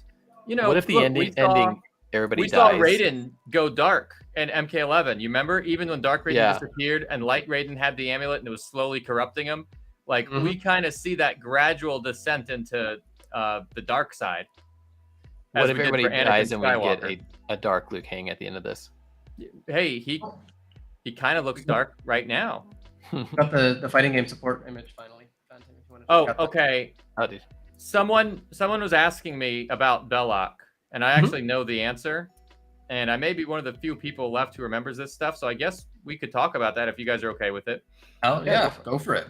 Question for Tabmock. Was Belloc designed by the MK team or Eurocom? The wiki says Belloc was an unfinished character for MK4 that Eurocom accidentally revealed. So I was speaking a long time ago to one of the Eurocom developers named Mark Hetherington. He designed, Eurocom designed, accidentally left him in on a unfinished disc for MK Gold, which they sent to Game Informer, and which Game Informer played and then took screenshots and then posted them. So I was always curious, like I was asking him questions like, did you send the screenshots to Game Informer? No, they sent the whole build of the disc to Game Informer, and Game Informer got the disc, took the screens themselves and published it. And that's when Midway realized what Eurocom did, and they said, you have to take him out. And they said, okay, we'll take him out. Now, you may remember that there was some unused data in MK4 that was then accessible via GameShark. And Midway told Eurocom, when we say you have to take out Belloc, we mean you have to take out all traces of him. We don't want people going in with the GameShark and still playing as him. So they said, okay, we will remove all traces of Belloc from the game. So that's just some insider baseball, what happened to him. So interesting to look back on that and wonder if he'll ever make it back in somehow, like officially. My guess is probably not anytime soon. There's certain types of rumors and there's certain types of things that the Mortal Kombat team likes to take from the fans and then make them real. And there's certain kind of stuff that they don't want to touch. This, to me, kind of falls into the category of stuff they don't want to touch, as opposed to something like Scorpion and Sub-Zero being brothers. That's a cool fan rumor that they made real. Who knows? Maybe they'll even have give us a cameo from Zebron. I think Zebron is far more likely than Belloc. I would love to see Zebron. Just saying. I'd like to see. I just read Humbucker's comment that I just immediately went to respond. I would love for obscure characters to make it. Hydro, Chrome, Tremor, Hornbuckle, etc. Tremor has a good chance of making it somehow. Ed has specifically tweeted that prior. I'm hoping it's as a playable character rather than. I'm pretty sure they said though that Chrome was never going to come. And Fourth Snake made a video where he showed that Hydro probably has a good chance of making it happen, just because there's so much of a push from the fans. Hydro would be interesting. And NetherRealm doesn't mean we lose Rain. NetherRealm listens to the community on this stuff. I really just hope it doesn't mean we lose Rain. They're the same thing. Yeah, he would. I know what you mean. I know what you mean, because they already have a water-based character. I'm pretty sure Ed has said in the past that we're never going to get Chrome as a character. He has said that. Yeah. Mostly because I think it was a fan who created him. Oh, is that Well, that was like a mistake from the Statue Factory. Yeah, that's true. Dilara has a really cool original character who would actually be very fitting for Mortal Kombat. I'm not usually one for like OCs, but really fits like the theme. Very, very cool. Humbucker as well with Smoke not being playable in 12 years. 100%, man. I still cannot believe we didn't get him. Human Smoke, please. You might get a cameo. I just want to see the team up that we've always needed. And I don't care if it's with Human Smoke or Cyborg Smoke, but one of them needs to team up with Jax. Okay? He needs a light for a cigar, and then Smoke has to be able to give it to him. I can see the intro. Jax walks out. And then smoke comes out of his mouth.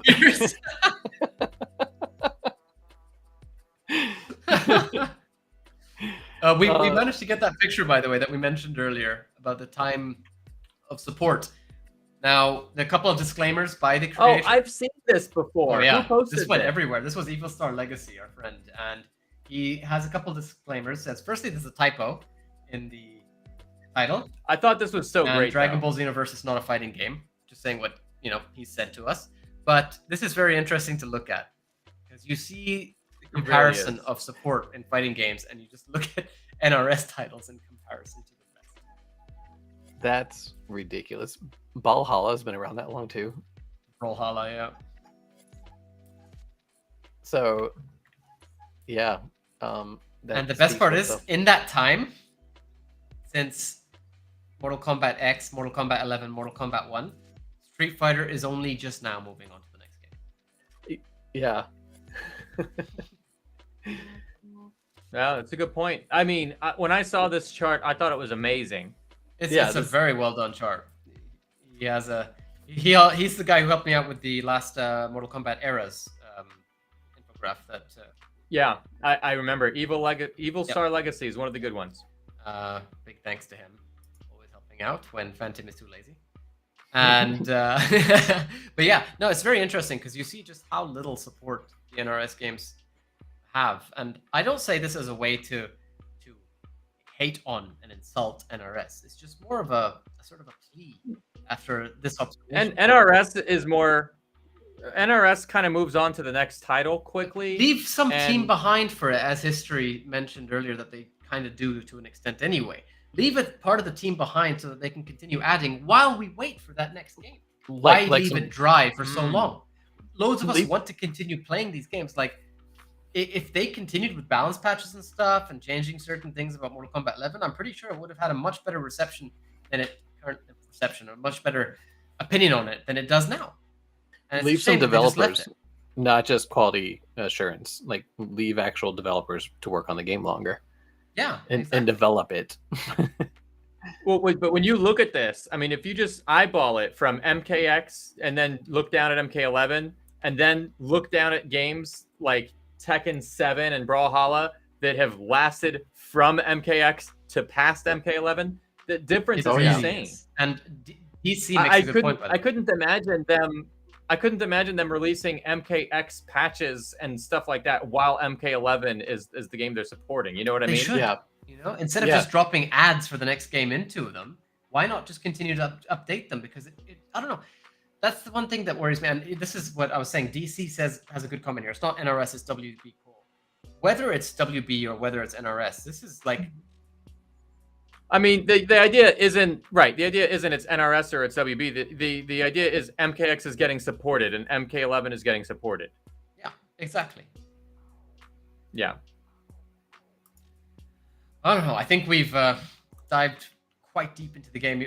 Phantom, you want to go through just a little bit of gameplay just for the end as we before we wrap up? A bit of the actual gameplay itself. If there's anything we've missed potentially. I love this, by the way. Like, this whole interaction here. Kenshi. This is so MKX and MK9 and 3D era. And I know I said that already. And it's just, you see it in such crazy detail here. Well, the biggest complaint people had about MKX was how dark it is. And they fixed that. Yeah, this is not so vibrant now. Yeah, exactly. These colors are super bright. It kind of gives me a Tekken feel to it. I don't know why. Maybe it's just me. Actually, I was kind of thinking the same thing. This background is perfect. Like I said, I can't wait to do a green screen video from Johnny Cage's mansion. But it does somehow look like something they might do in a Tekken game. But hey, it fits perfectly though. Yeah, it does. It definitely does for that character. And then all their Asian aesthetics that they're using in these other levels that we've seen. So if you're counting, this is our second level. No, third, counting the tea house. Can you go back to the bit where Jax comes in this cameo, please? I just saw something hilarious.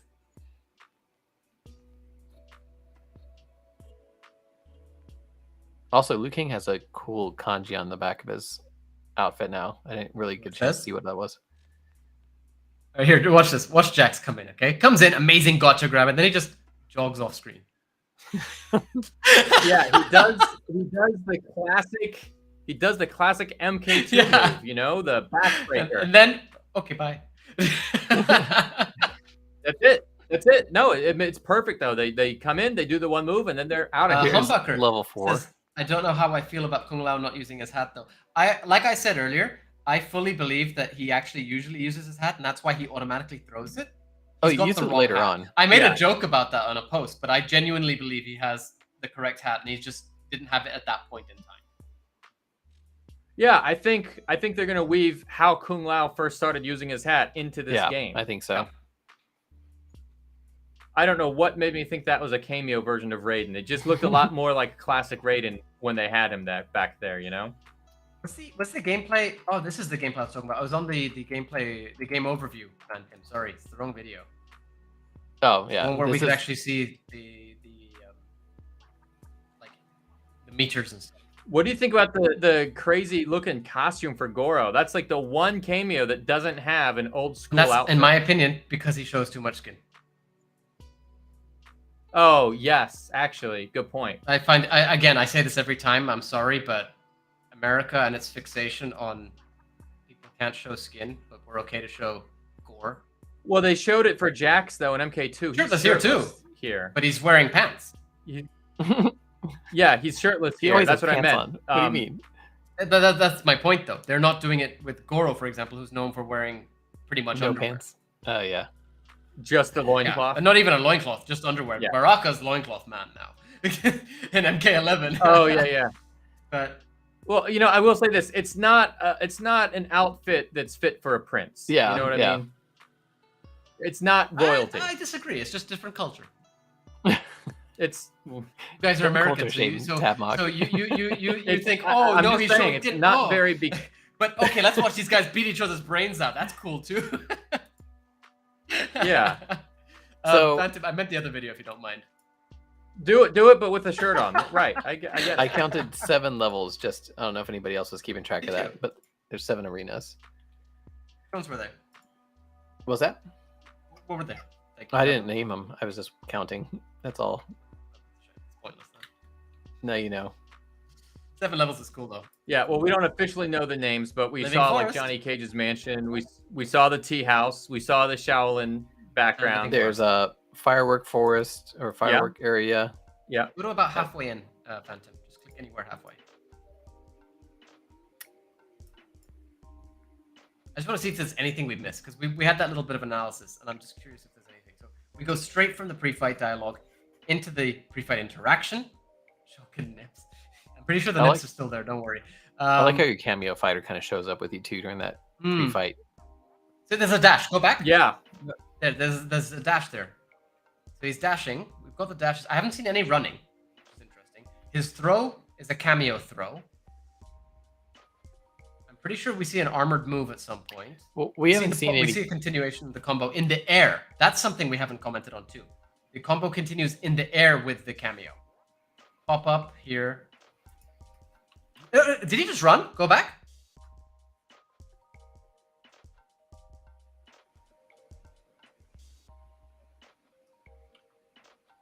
Did who just run? Who were we looking at? He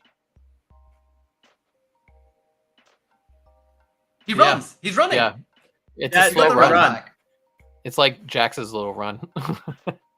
No, but he's actually running. It's a mechanic. We're back to MKX, MK Trilogy. His sword was behind his back when he was doing it. Yeah.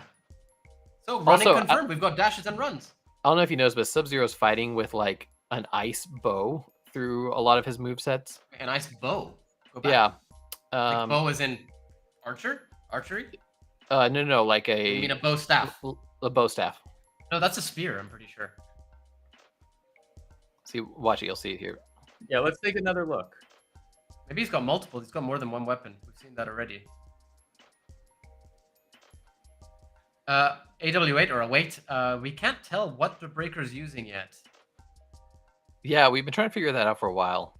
But there are limits using a flail and a spear. Time-based. So far, from what I can tell, there's a flail and a spear. Okay. So, guys, I've actually got to run soon, but I just wanted to say thank you so much for having me on. It was a very nice impromptu appearance here, and I always love hanging out with you guys and analyzing these trailers. It was so much fun. Have you hop on. Yeah, thank you so much. We literally said we don't have a guest today, and then you just, hey, I'm here. So why not? Thank you so much for joining us, man. So much. Yeah. Dude, it was so much fun to analyze this with you guys and to really get into it and just to see it unfold. I mean, this is a great day for MK fans, you know, and I'm sure we're going to get another reveal soon. Any guesses on to when the next one will be? Actually, no, I have no We have idea. Combo now. Breaker coming up? We already had it. No, Combo Breaker just happened. What's the next one that's coming? We have another tournament or Evo, something. I think. Evo. Yeah, Yeah, Evo will maybe definitely there's have something something because that's right around the corner from the release itself. But there must be something along the way. I also would like to give a shout out to MK Habit Addict, who actually gifted me this T-shirt that I'm really wearing today on nice. the stream. So I thought that would be a good thing to give him a shout out for that. And Yanni, Fan Tim, thank you again. I hope you guys get into a lot more arguments with each other after I'm gone and I can't be here. I won't be here to resolve them for you, so that'll be fun. Tabmog, thank you so much for joining us. Everybody, make sure you check out Tabmog99's YouTube channel also, because his in-depth analysis is like, as you've seen, like it's just, yeah, nobody else can compare to that. So and be sure to follow him on Twitter at Tabmog99 and of course Instagram, where him and Yanni are posting crazy memes lately, which is fun for the youths. Got our Tabmog, thank finger you. on the pulse of meme culture. All right. Well, thank you again, guys. And thank you to everybody in the chat for being here. Have fun with the rest of the stream, and I will see you guys next time. Thanks, Tabmog. Peace. So, and yep, sorry, Phantom. No, I was gonna say we'd also like to thank all of our listeners who are still on and all the ones that joined us today. If you aren't following us, please go ahead and follow us on YouTube, Twitch, wherever you're at. Like and subscribe, because that helps us out. Kind of keeps the, I don't know, we don't really monetize this really, but it kind of gives us incentive to keep doing what we do. We love talking to you guys. It's our passion project, and Yeah. we enjoy it. And we honestly, as cliche as it sounds, we enjoy it like a lot more when there's many of you to enjoy it with us and discuss with us. We love, like, I know sometimes we get super into this discussion where we just don't look at the chat for a little bit, but we're always back and we're looking. And you're all coming up with some amazing stuff. Just that Suhao poster, for example, made my night. Like more than Oh, I know, trailer that's so cool. But no, thank you all so much. Honestly, been a lot of fun analyzing everything with you. Been a lot of fun proving Phantom wrong in front of you all, for you all, as always. Next time, again, I'm sure it'll happen. It always happens. Did you though? Oh, I did. I did. Don't even try. But also, big thanks to Mortal Kombat Online, Survived, Combatant, and Co. for passing on their previous stream. I know that they streamed the entire Summer Games Fest, I'm pretty sure, and then passed on to us. I actually need to check out what I missed because we were prepping for the stream, and I know that I've missed some really cool stuff there. So I need to go and get in on that. Yeah, Yanni got so excited about Diablo while we're trying to record. Liza P demo. I could be playing that right now, and I'm here chatting with everybody. But seriously, thank you all so much for joining us, and thank you again. I know he's not on the show right now with us, but thank you so much, Tablock99. Make sure you're following him. Really deserves all the support. He's been around longer than anybody really in the Mortal Kombat content creator universe. So please go show him your support. We obviously appreciate your support too. If you're not following us, you're just checking us out. Like, follow, subscribe, etc., etc. We're on Facebook, Instagram, Twitter, TikTok. I'm sure something else that I'm missing. Obviously, YouTube. We're here right now. Twitch, etc. Either Realm Kast or Mortal Kombat Meme Realm. Mortal Kombat Meme Realm's on Facebook and Instagram. The rest are Realm Kast. So, check us out over there. Feel free to drop us a line anytime. We're on Discord as well, on the official Mortal Kombat Online server. So links in the description. If you're not on there, you can come chat with us there. We have a lot of fun in there as well. And looking forward to any further Mortal Kombat 1 content that we might get, which we can go into analysis with you guys again. Yeah, and this has been our 11th Soul stream. So thank you everybody who's been joining us. If you're not following the Realm Kast, check us out, YouTube, iTunes, Spotify. It's where we have our actual podcast rather than our live shows. And you can hear some awesome interviews with not just, basically anybody who's kind of contributed to the Mortal Kombat community. Some great guests that we've had on there. So if you're not already checking out the Realm Kast podcast, be sure to do that. And of course, you can always find us on Mortal Kombat Online. You can find Yanni and myself, Phantom, on the Mortal Kombat group on Facebook. And you can also find Yanni on the Mortal Kombat Meme Realm. So that is on Facebook and Instagram. So be sure to check that out. as mentioned, we're on Discord through the Mortal Kombat Online official server. And just saying, right now we're in the middle of lots of Mortal Kombat news, obviously. So we're kind of putting Realm Kast podcast episodes on hold. We're still recording in the background. We definitely have a lot to bring you all, and that will come soon. But if there are any guests you'd like to have for us to have on the show, whether it be Realm Kast or Soul Streams, let us know and let them know. You know, that's a great way of getting us to collaborate in some way. But other than that, thank you very much, Phantom. Yeah, and special quick thanks to Uppercut Editions for their continued support. They are the ones that provide us with that infographic that we were showing you a little bit earlier, and some games that we brought up. Yeah. Yep. And the Realm Kast is, of course, the official podcast of Mortal Kombat Online. All right. Well, thank you, everybody. This is the Realm Kast, and you can catch up with all our previous episodes on realmkast.com. Thank you so much. See you next time. Thank you, everybody.